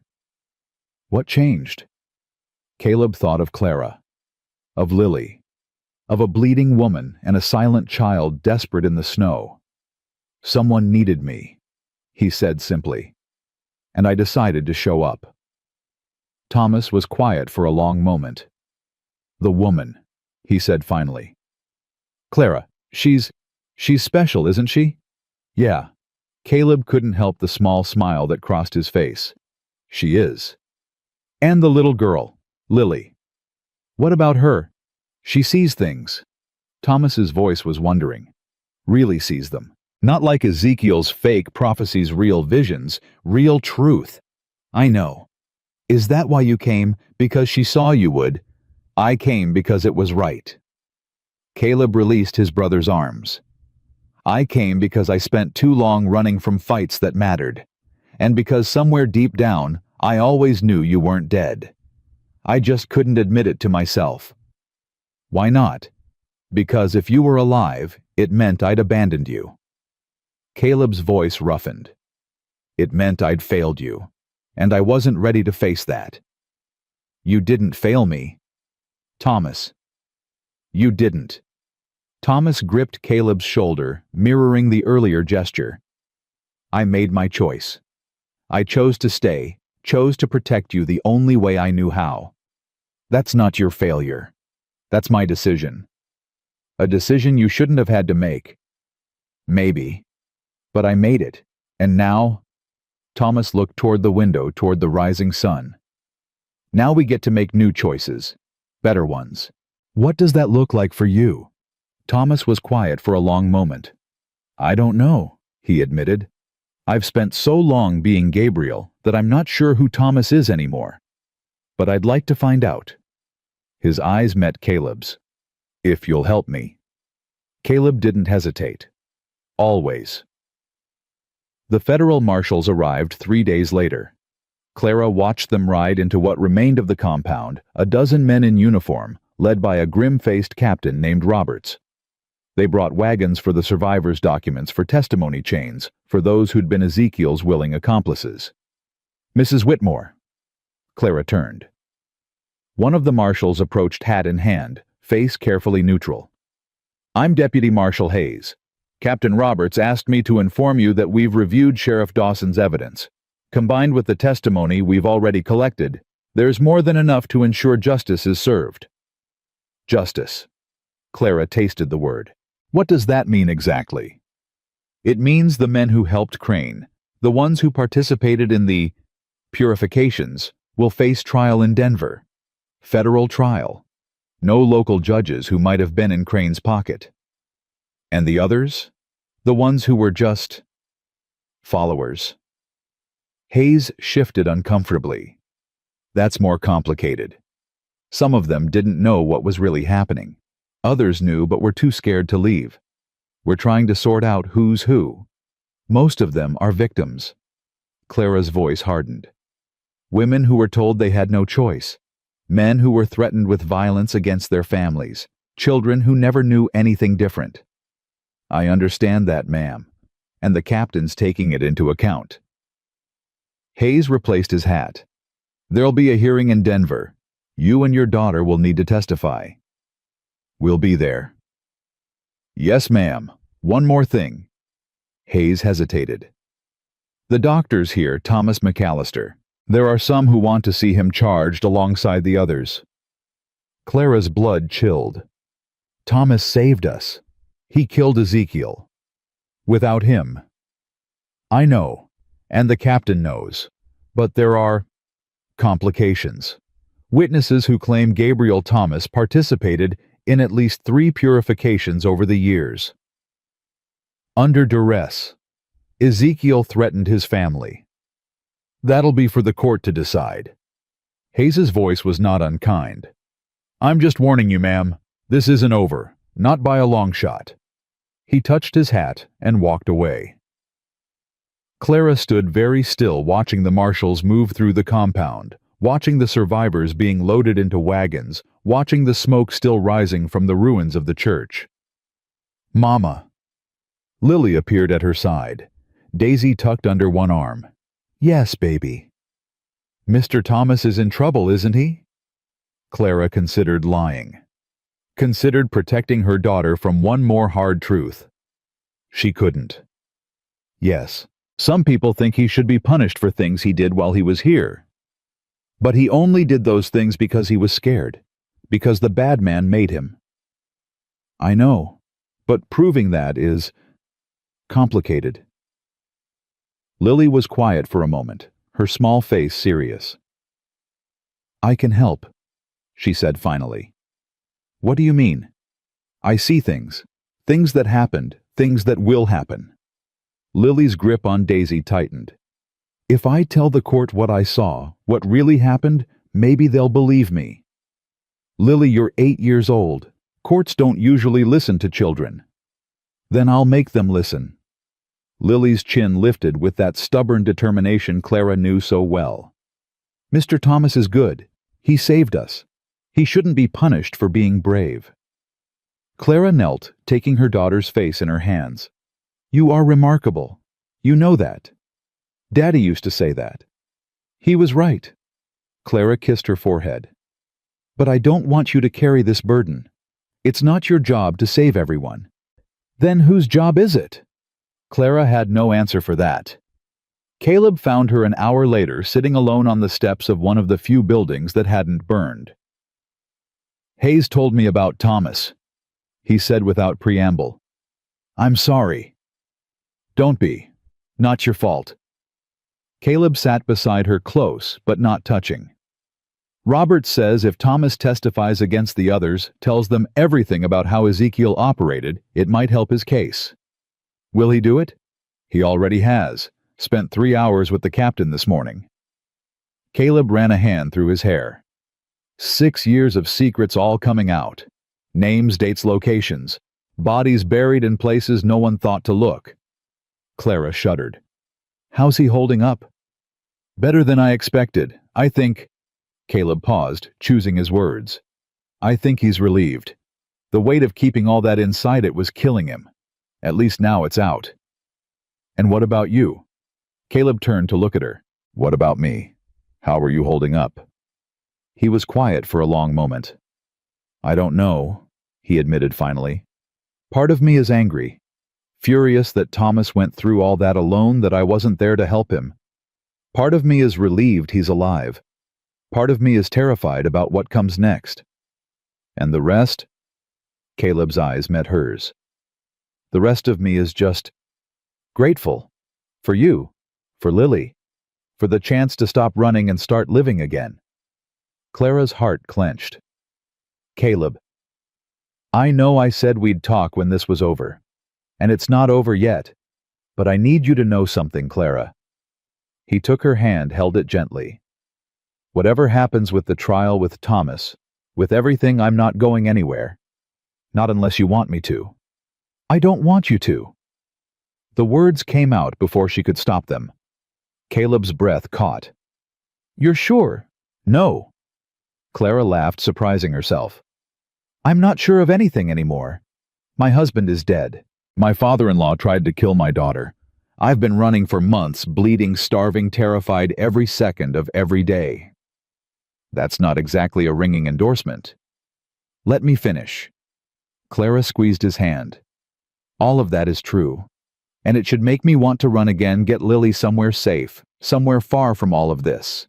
But instead, I keep thinking about your kitchen, about eggs and bacon and coffee, about Lily falling asleep at your table safe for the first time in months."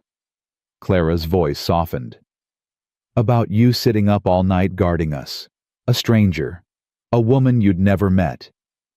"You weren't a stranger." Caleb's thumb traced circles on her palm. "Not after the first 5 minutes.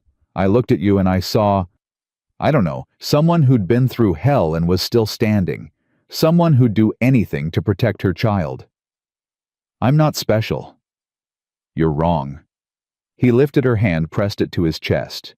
"You're the bravest person I've ever met. And I've met a lot of people, Clara. Soldiers, doctors, men who thought they knew what courage meant. None of them hold a candle to you." Clara's eyes burned. "You don't know me. Not really." "Then let me learn." His voice dropped, urgent now. "Let me earn it. Your trust, your friendship, whatever you're willing to give. I'm not asking for everything. I'm just asking for a chance." Clara looked at him, this broken, beautiful man who'd opened his door to strangers and fought beside her against impossible odds. "One condition," she said finally. "Anything. We do this right, slowly. No rushing into anything because we almost died together. I can do slow. And Lily comes first. Always. No matter what." "Clara." Caleb's voice was fierce. "Lily already comes first. For both of us." She believed him. That was the most terrifying part. "Okay," she whispered. "Okay. Okay. We'll try." Clara managed a shaky smile. "But if you break my daughter's heart, you'll shoot me. I know." Caleb's smile matched hers. "Fair warning, though. If anyone breaks hearts around here, it'll probably be me. I'm out of practice at all of this. We'll figure it out together." Together. He tested the word like it was new. I like the sound of that. Me too. They sat there as the sun climbed higher, hands intertwined, watching the marshals work, watching the survivors rebuild, watching the ashes of the old world settle around them. It wasn't perfect. It wasn't even close to perfect. But it was real. And for now, that was enough. Dawson found them at sunset. His arm was in a sling, his face still bruised, but his eyes were clearer than Clara had ever seen them. "Martha's going to be all right," he said without preamble. "Doctor says she needs rest, but she'll recover." "That's good news." Clara shifted to make room for him on the steps. "How is she? Really?" "Confused, scared, ashamed." Dawson lowered himself, carefully wincing. 3 years of believing Ezekiel's lies. Finding out it was all manipulation. That takes time to process. "She wasn't the only one fooled. I know, but she was my daughter. I should have protected her better. You did what you could." Caleb's voice was firm. "You spent 3 years building a case against Crane. You risked everything to bring him down. And almost got everyone killed in the process. But you didn't." Clara touched his arm. "We're alive. Martha's alive. And Ezekiel is dead. That's not nothing." Dawson was quiet for a long moment. "The captain wants me to testify too," he said finally. "About my investigation. About what I learned. Will you?" "Already agreed to. It's the least I can do." He looked toward the cabin where Martha was resting. "But after that, I don't know. I've been so focused on bringing Crane down, I never thought about what comes next." "What do you want?" Clara asked. Dawson considered the question. "I want my daughter back," he said finally. "Not the woman Ezekiel made her into. The girl she was before. The one who laughed and dreamed and believed in good things." "She's still in there." "Maybe." Dawson's voice was tired. "I hope so." "She is." Lily's voice came from behind them. Clara turned. Her daughter stood in the doorway, Daisy tucked under her arm, face solemn. "How do you know?" Dawson asked. "Because I saw her. Yesterday when the church was burning." Lily moved to stand beside her mother. She was crying, not because she was scared, because she was relieved. Dawson's breath caught. "You saw that?" "I see a lot of things." Lily's voice was matter-of-fact. "And I saw Martha's face when she realized it was over. She looked like Mama did when we found Mr. Caleb's house, like she'd been holding her breath for years and finally got to let it out." "Lily." "Your daughter loves you, Sheriff Dawson." Lily's eyes met his. She never stopped. She was just too scared to show it. But the scared part is over now. You just have to help her remember who she used to be. Dawson stared at this strange, knowing child. "How old are you again?" "8. "You talk like you're 40. "That's what Mama says too." Lily shrugged. "I can't help what I see. I just see it." Dawson shook his head slowly. "Ezekiel was right about one thing," he said quietly. "You are special, little one. Just not in the way he thought." "I'm not special. I'm just different." "Different is good." Dawson pushed himself to his feet, grimacing. "Different keeps the world interesting." He touched his hat to Clara, nodded to Caleb, and walked slowly toward the cabin where his daughter waited. Lily watched him go. "He's going to be okay," she said finally. "Both of them. It'll take time, but they'll find their way back to each other." "You see that too?" "No." Lily's voice softened. "Some things I just believe." Clara pulled her daughter close, pressing a kiss to her hair. "When did you get so wise?" "I've always been wise. You just weren't paying attention." "I'm paying attention now." "Good." Lily leaned into her mother's embrace. "Because I have one more thing to tell you." "What's that?" Lily looked up, her eyes finding Caleb's over Clara's shoulder. He's going to ask you something important soon, something about staying.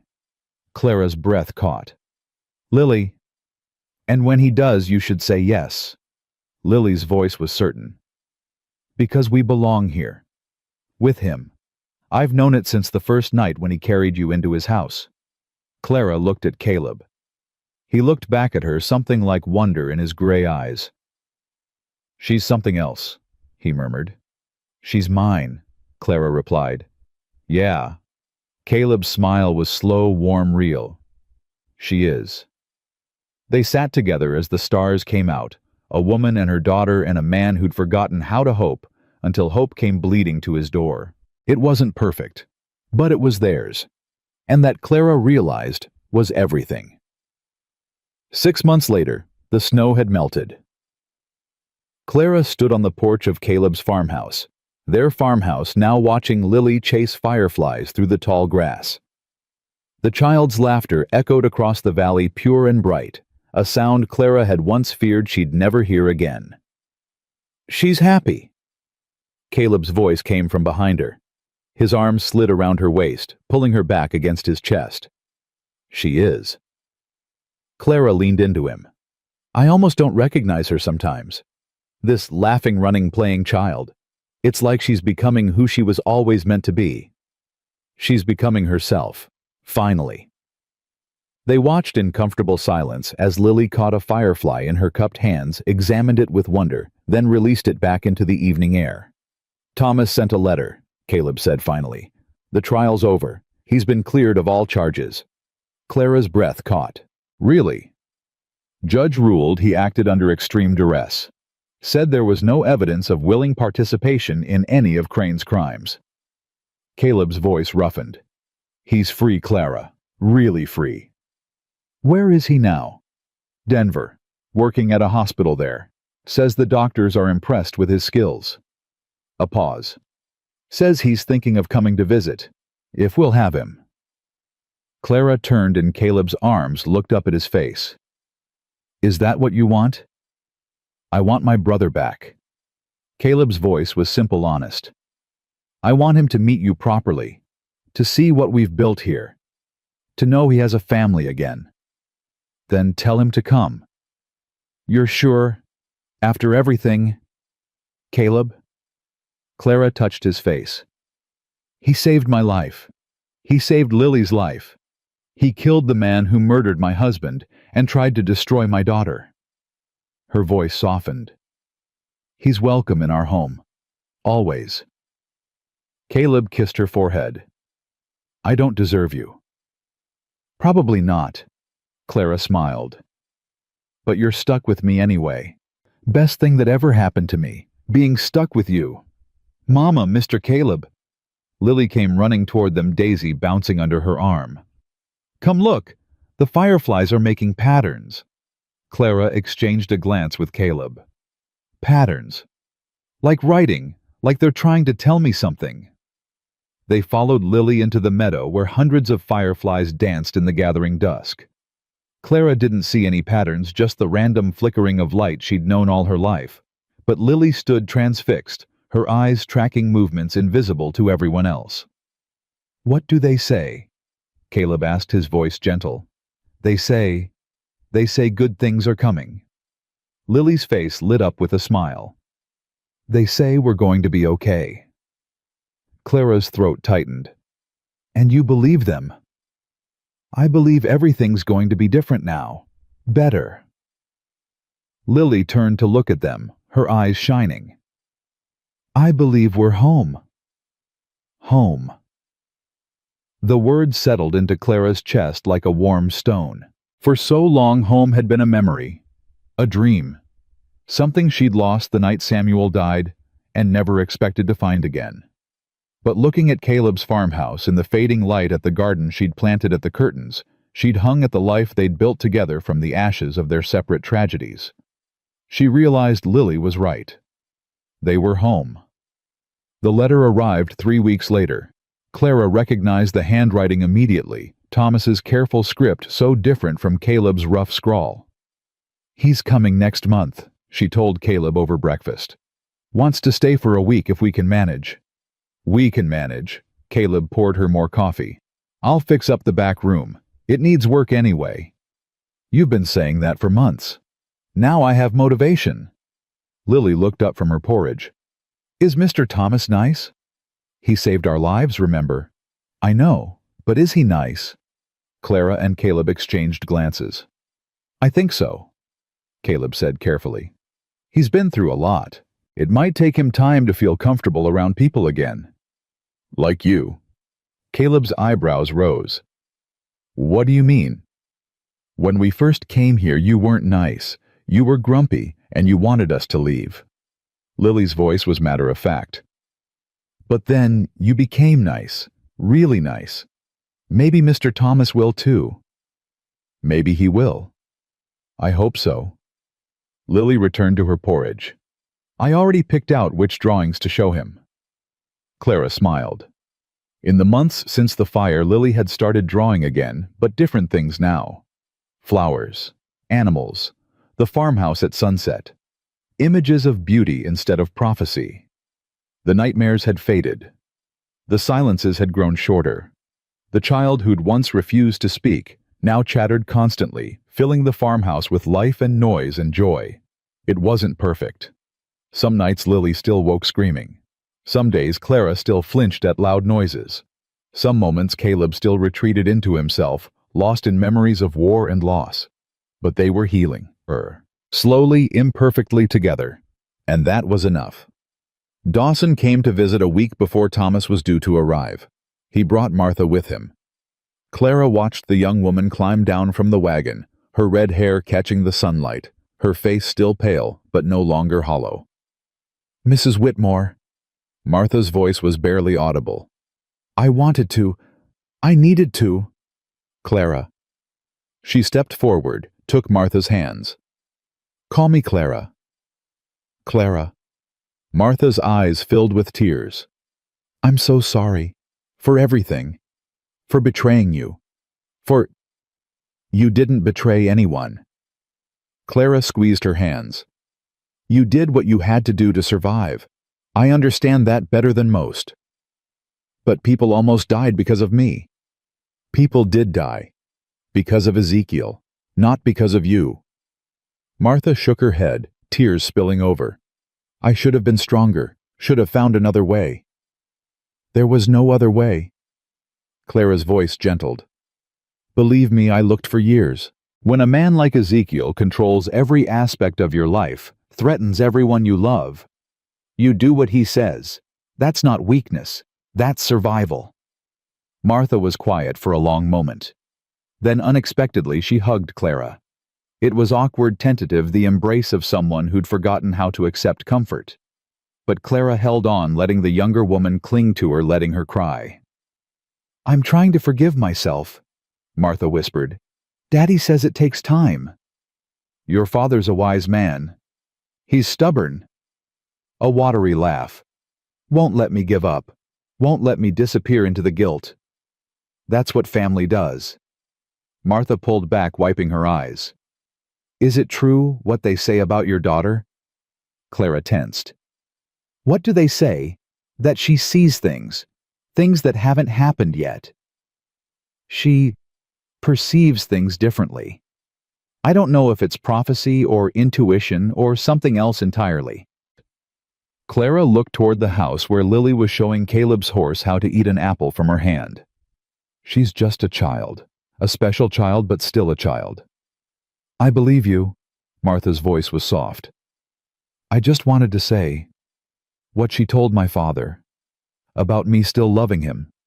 About me being relieved when the church burned. She swallowed hard. She was right. About all of it. Lily has a gift for seeing the truth in people. It's more than that.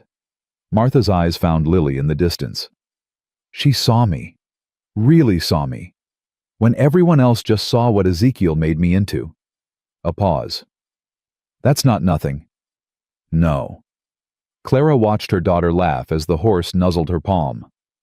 It's not. Dawson stayed for dinner. They ate on the porch as the sun set, talking about everything and nothing. The weather, the crops, the new schoolhouse being built in Silver Creek. Normal things. Safe things. Federal marshals finished their investigation last month, Dawson said eventually. 23 convictions so far, more to come. And the survivors. The ones who weren't willing participants. Most have scattered, started new lives. A few went back to families they'd been taken from. Dawson set down his fork. Some couldn't adjust. The outside world was too big, too uncertain. Where are they now? Some in Denver. There's a church there, a real church, not like Ezekiel's, that's been taking them in, helping them find their feet. That's good. Clara glanced at Martha, who was helping Lily identify constellations in the darkening sky. Everyone deserves a second chance. Even people who did bad things. Especially them. Clara met Dawson's eyes. I spent 6 years in that compound. Did things I'm not proud of. Turned a blind eye to things I shouldn't have. Her voice steadied. If I don't believe in second chances, then what hope do I have for myself? Dawson was quiet for a long moment. You're a remarkable woman, Clara Whitmore. I'm a survivor. There's a difference. Is there? Dawson stood, reaching for his hat. From where I'm sitting, they look pretty similar. He gathered Martha, made his goodbyes, promised to return soon. Clara watched their wagon disappear over the ridge, then turned to find Caleb watching her. What? Nothing. But his eyes were soft. Just thinking about how lucky I am. Lucky. That you bled all over my fence that night. His voice roughened. That you didn't give up, that you trusted me enough to stay. I didn't have much choice. You had choices. Caleb moved closer. You could have run the moment the sun came up, could have taken Lily and disappeared. Instead you stayed, fought beside me, saved my brother's life. You saved ours first. That's not... He stopped, shook his head. I'm trying to tell you something important. Then tell me. Caleb took her hands. In the fading light, his gray eyes were almost silver. I love you, Clara. I've loved you since that first night when you dropped to your knees in the snow and begged me to save your daughter. I've loved you through the fire and the fear and the 6 months of learning how to be a family. Clara's heart stuttered. Caleb. Let me finish. He squeezed her hands. I know it's too soon. I know you lost your husband barely a year ago. I know there are 100 reasons why this is complicated and messy, and probably a terrible idea. But I'm going to ask anyway. His voice dropped. Clara Whitmore, will you marry me? The question hung in the air between them. Clara looked at this man, this broken, beautiful, stubborn man, who'd opened his door to strangers, and fought beside her against impossible odds. She thought of Samuel, of the love they'd shared before Ezekiel poisoned everything, of the promise she'd made at his grave to protect their daughter at any cost. She thought of Lily, thriving here, happy here, finally becoming the child she was meant to be. She thought of the future, not the dark, terrifying future she'd feared for so long, but something brighter, something possible. Yes. The word came out quiet, certain. Caleb's face transformed. Yes. Yes. Clara laughed, tears spilling down her cheeks. Yes, I'll marry you. Yes, I'll stay. Yes to all of it. He kissed her, then deep and desperate, and full of everything he couldn't put into words. When they finally broke apart, Lily was standing in the doorway, Daisy clutched to her chest, a knowing smile on her face. I told you, she said simply. I told you he was going to ask something important. You did. Clara held out her arm and Lily ran to her, burrowing into the embrace. You always know, don't you? Not always. Lily looked up at Caleb. But I knew this. I knew it the first night. How? Because you looked at Mama the way Daddy used to, before everything went bad. Lily's voice was soft. And Mama looked at you like she'd forgotten how to be scared. Caleb crouched down to Lily's level. I'm going to marry your mama, he said seriously. If that's all right with you. It's all right.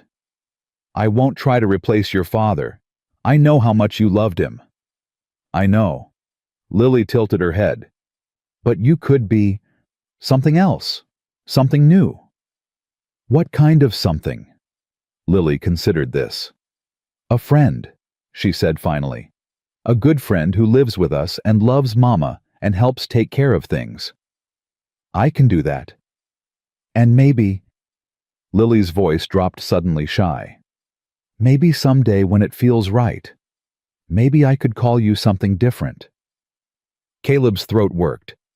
What kind of something different? Lily didn't answer directly. Instead, she stepped forward and hugged him, the first time she'd initiated contact since they'd arrived at his farmhouse all those months ago. Caleb wrapped his arms around her carefully like she was made of glass. Thank you, he whispered, for trusting me. Thank you for saving us. Lily pulled back, her eyes bright. And for making Mama smile again. Thomas arrived on a Thursday. Clara watched him climb down from the stagecoach, thinner than she remembered, but standing straighter, his eyes clearer. Caleb moved past her, crossing the distance to his brother in 3 long strides. They stood facing each other for a moment, 2 men shaped by the same tragedy, separated by years and lies and impossible choices. Then Caleb pulled Thomas into a fierce embrace. Welcome home, he said roughly. I don't have a home anymore. Yes, you do. Caleb pulled back, gripping his brother's shoulders. Right here, as long as you want it. Thomas's composure cracked. I don't deserve... Stop. Caleb's voice was firm. We're done talking about what we deserve. We're talking about what we have. And what we have is each other. Finally. Thomas's eyes found Clara still standing on the porch with Lily. Mrs. Whitmore, I hope my being here isn't... Clara. She came down the steps, extending her hand. And you're welcome here, always. Thomas took her hand, held it gently. I never properly thanked you for what you did, for coming after Caleb when you could have run. I couldn't have run. Not really. Clara squeezed his fingers. Some things are worth fighting for. Yes. Thomas's voice was quiet. I'm beginning to understand that. Lily appeared at Clara's side. You're Mr. Thomas. And you're Lily. Thomas crouched to her level. I've heard a lot about you. I've heard a lot about you too. Lily studied him with that uncanny intensity. You're different now. From before. Before. In the church. When you were sad and broken. Lily tilted her head. You're still sad sometimes, but you're not broken anymore. Thomas blinked. How do you know that? I just see it. Lily shrugged. You have light in you now. You didn't before. Thomas looked up at Caleb, something like wonder in his eyes. She really does see things, doesn't she? Yeah. Caleb's voice was fond. She really does. The week passed quickly. Thomas helped Caleb with the repairs on the barn. He examined Lily's old shoulder wound, pronounced it healed. He sat on the porch with Clara in the evenings talking about everything and nothing.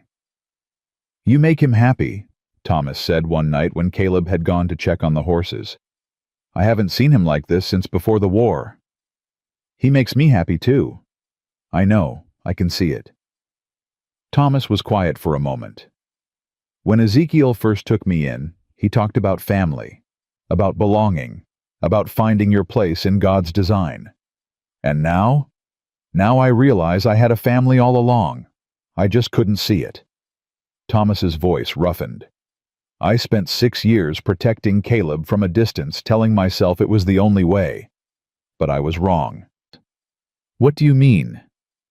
I mean I could have trusted him. Trusted that together we were stronger than apart. He shook his head. Instead, I let Ezekiel isolate me. Let him convince me that sacrifice was the only answer. You did what you thought was right. I did what was easiest. Thomas's correction was gentle but firm. Staying with Ezekiel, playing the faithful disciple, that was easier than facing my brother, easier than admitting I'd failed. You didn't fail. I killed people, Clara. Thomas's voice dropped. Not directly, but I helped, participated, stood by while Ezekiel destroyed lives. Under duress. Does that matter? In the end, Thomas looked at his hands. The people who died are still dead. The families that were shattered are still broken. My reasons don't change their suffering. Clara was quiet for a long moment. No, she said finally. They don't. But they change what happens next. What do you mean? I mean, you have a choice now. You can spend the rest of your life drowning in guilt, or you can use what you went through to help others. Clara's voice gentled. The hospital in Denver, the survivors who are still struggling, the people who need someone who understands. You think I can make a difference? I think you already have. Clara touched his arm. You saved us, Thomas. Caleb, me, Lily, we'd all be dead without you. That's not nothing. It doesn't feel like enough. It's never going to feel like enough. That's the price of survival. Clara met his eyes. But you keep going anyway. Keep trying to balance the scales. Not because you'll ever succeed, but because the trying is what matters. Thomas stared at her. How do you do it? Carry all that weight and still function. I have help. Clara glanced toward the barn, where Caleb's lantern was visible through the open door. I have people who remind me that I'm more than the worst thing that ever happened to me. And you think I can find that too? I think you already have. Clara touched his shoulder. You just have to let yourself believe it. She went inside, leaving Thomas alone with the stars and his thoughts. The wedding was small. Dawson officiated. He'd gotten ordained specifically for the occasion, and Martha stood as Clara's witness. Thomas stood for Caleb. Lily held the rings. Do you, Caleb McAllister, take this woman to be your wife? To have and to hold through good times and bad, for as long as you both shall live. Caleb's eyes never left Clara's face. I do. And do you, Clara Whitmore, take this man to be your husband? To have and to hold through good times and bad, for as long as you both shall live. Clara thought of everything that had brought her to this moment. The terror and the flight, the blood and the fire, the stranger who'd opened his door and changed her life. I do. Then by the power vested in me by the territory of Wyoming, I now pronounce you husband and wife. Dawson smiled. You may kiss the bride. Caleb kissed her softly, reverently, like she was something precious. When they broke apart, Lily was tugging at Clara's dress. Mama? Yes, baby. Does this mean Mr. Caleb is my family now? For real? Clara knelt, took her daughter's hands. He's been your family for a while now. This just makes it official. Official? Lily tested the word. I like that. Yeah. Caleb crouched beside them. What do you like about it? It means you can't leave. Lily's voice was small, but certain. Official family stays. Lily. Caleb's voice thickened. I was never going to leave, ring or no ring. I know, but now it's official. Lily nodded seriously. And official is better. Clara laughed, pulling both of them into an embrace. Official is definitely better. 1 year to the day after Clara and Lily had stumbled onto Caleb's land, they gathered on the porch to watch the sunset. Thomas had returned for a visit, his third since the wedding, and Martha and Dawson had ridden out from Silver Creek. Hard to believe it's been a year, Dawson said, settling into a rocking chair. Feels like yesterday, and forever ago at the same time. A lot has changed, Clara agreed. Everything has changed. Martha's voice was soft. I barely recognize my life anymore. Good changes. Mostly. Martha smiled a real smile, the first Clara had seen from her that didn't carry shadows. I'm helping at the church now, the real church in town, working with families who are struggling. She's good at it. Dawson added, pride evident in his voice. People trust her. Because I understand. Martha's eyes found Clara's. I know what it's like to be trapped, to feel like there's no way out, and I know what it feels like to be free. That's a powerful gift. It's what you told Thomas, about using our pain to help others. Martha shook her head. I didn't believe it at first, but you were right. Lily came running from the meadow, Daisy bouncing under her arm, a crown of wildflowers in her hair. Mama, look what I made. It's beautiful, baby. I made one for everyone. Lily produced a handful of woven flowers. Because today is special. Why is today special? Lily looked at her mother like she was being deliberately dense. Because it's the day we became a family. The real day, not the wedding day that was just official. She pressed a crown into Clara's hands. This is the day you knocked on Mr. Caleb's door, and everything started. Clara's throat closed. You remember that? I remember everything. Lily's voice was solemn. I remember being cold and scared. I remember Mama falling in the snow. I remember the door opening and Mr. Caleb standing there with his gun. That's a lot to remember. It's important. Lily distributed the remaining crowns, then settled on the porch steps, looking out at the land that had become home. I want to remember all of it. The bad parts and the good parts. Because you can't have one without the other. Thomas leaned forward. That's very wise for someone who's 9 years old. I'll be 10 next month. Lily shot him a look. And I've always been wise. Everyone says so. Everyone's right. The sunset deepened, painting the sky in shades of orange and pink and gold.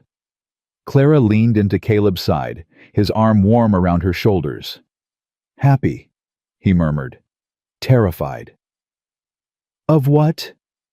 Of losing this. Clara's voice dropped. I spent so long expecting disaster, waiting for the other shoe to drop. It's hard to believe this is real, that it's going to last. Caleb turned her to face him. Listen to me. Whatever happens tomorrow, next year, 10 years from now, we face it together. That's what family means. That's what this means. And if the past comes back, if someone from the covenant, then we deal with it, together. Caleb's voice was firm. I spent 6 years hiding from my ghosts, running from my past. All it got me was loneliness and regret. What's different now? You, Lily, Thomas. Caleb smiled. I have something worth fighting for, something worth protecting. His voice softened. Something worth living for. Clara kissed him slow and sweet, not caring that they had an audience. When she pulled back, Lily was watching them with a knowing smile. Told you, the child said simply. Told me what? That first night. I told you Mr. Caleb was going to be important. Lily's eyes sparkled. I'm always right about the important things. Yes. Clara pulled her daughter close, breathing in the scent of wildflowers and sunshine. You really are. The stars came out one by one, familiar now in a way they'd never been before. Clara looked around at the people gathered on the porch, her husband, her daughter, her brother-in-law, her friends. People who'd been strangers a year ago. People who'd become family through fire and fear and impossible hope. She thought of Samuel, buried in a grave back east, never knowing the life his daughter would build. She thought of Ezekiel, dead in the ashes of his church, his empire of lies burned to nothing. She thought of herself, the woman she'd been a year ago, bleeding and desperate and ready to do anything to save her child. Mama, Lily's voice was sleepy now. What are you thinking about? The future. What about it? Clara looked at Caleb, at Thomas, at Martha, and Dawson at the farmhouse that had become their sanctuary. I'm thinking, she said slowly. That for the first time in a very long time, I'm not afraid of it. Good. Lily yawned, burrowing closer. Because the future is going to be beautiful. I've seen it. Have you? Mm-hmm. Lily's eyes drifted closed. There's a garden, and horses, and a baby. She was asleep before she could finish. Clara's breath caught. She looked at Caleb, found him watching her with wide eyes. Did she just say, I think she did? But we haven't even... I know. They stared at each other, shock giving way to wonder, giving way to something that felt like joy. Well, Caleb's voice was rough. Guess we have something to look forward to. Guess we do. Clara settled back against her husband, her sleeping daughter in her arms. Her impossible family gathered around her. A year ago, she'd been running for her life, bleeding in the snow, praying for a miracle she no longer believed in. Now she was home. Not the home she'd imagined, not the life she'd planned, but something better, something real, something built from the ashes of everything she'd lost with people she'd never expected to find. Clara closed her eyes, listening to the sounds of her family. Dawson's quiet conversation with Thomas, Martha's soft laughter, Caleb's steady heartbeat beneath her ear, Lily's peaceful breathing. She'd spent so long being afraid. Of Ezekiel. Of the future. Of hoping for things she didn't deserve. But fear hadn't saved her. Hope had. Hope and a stubborn cowboy who'd opened his door to strangers. Hope and a daughter who saw the truth when everyone else was blind. Hope and the courage to fight for something worth having. Clara Whitmore McAllister opened her eyes to the star-filled sky and smiled. She was done running, done hiding, done being afraid. She was home, she was loved, and she was never letting go. And that she knew with absolute certainty was exactly where her story was meant to end, and where the rest of her life was finally ready to begin.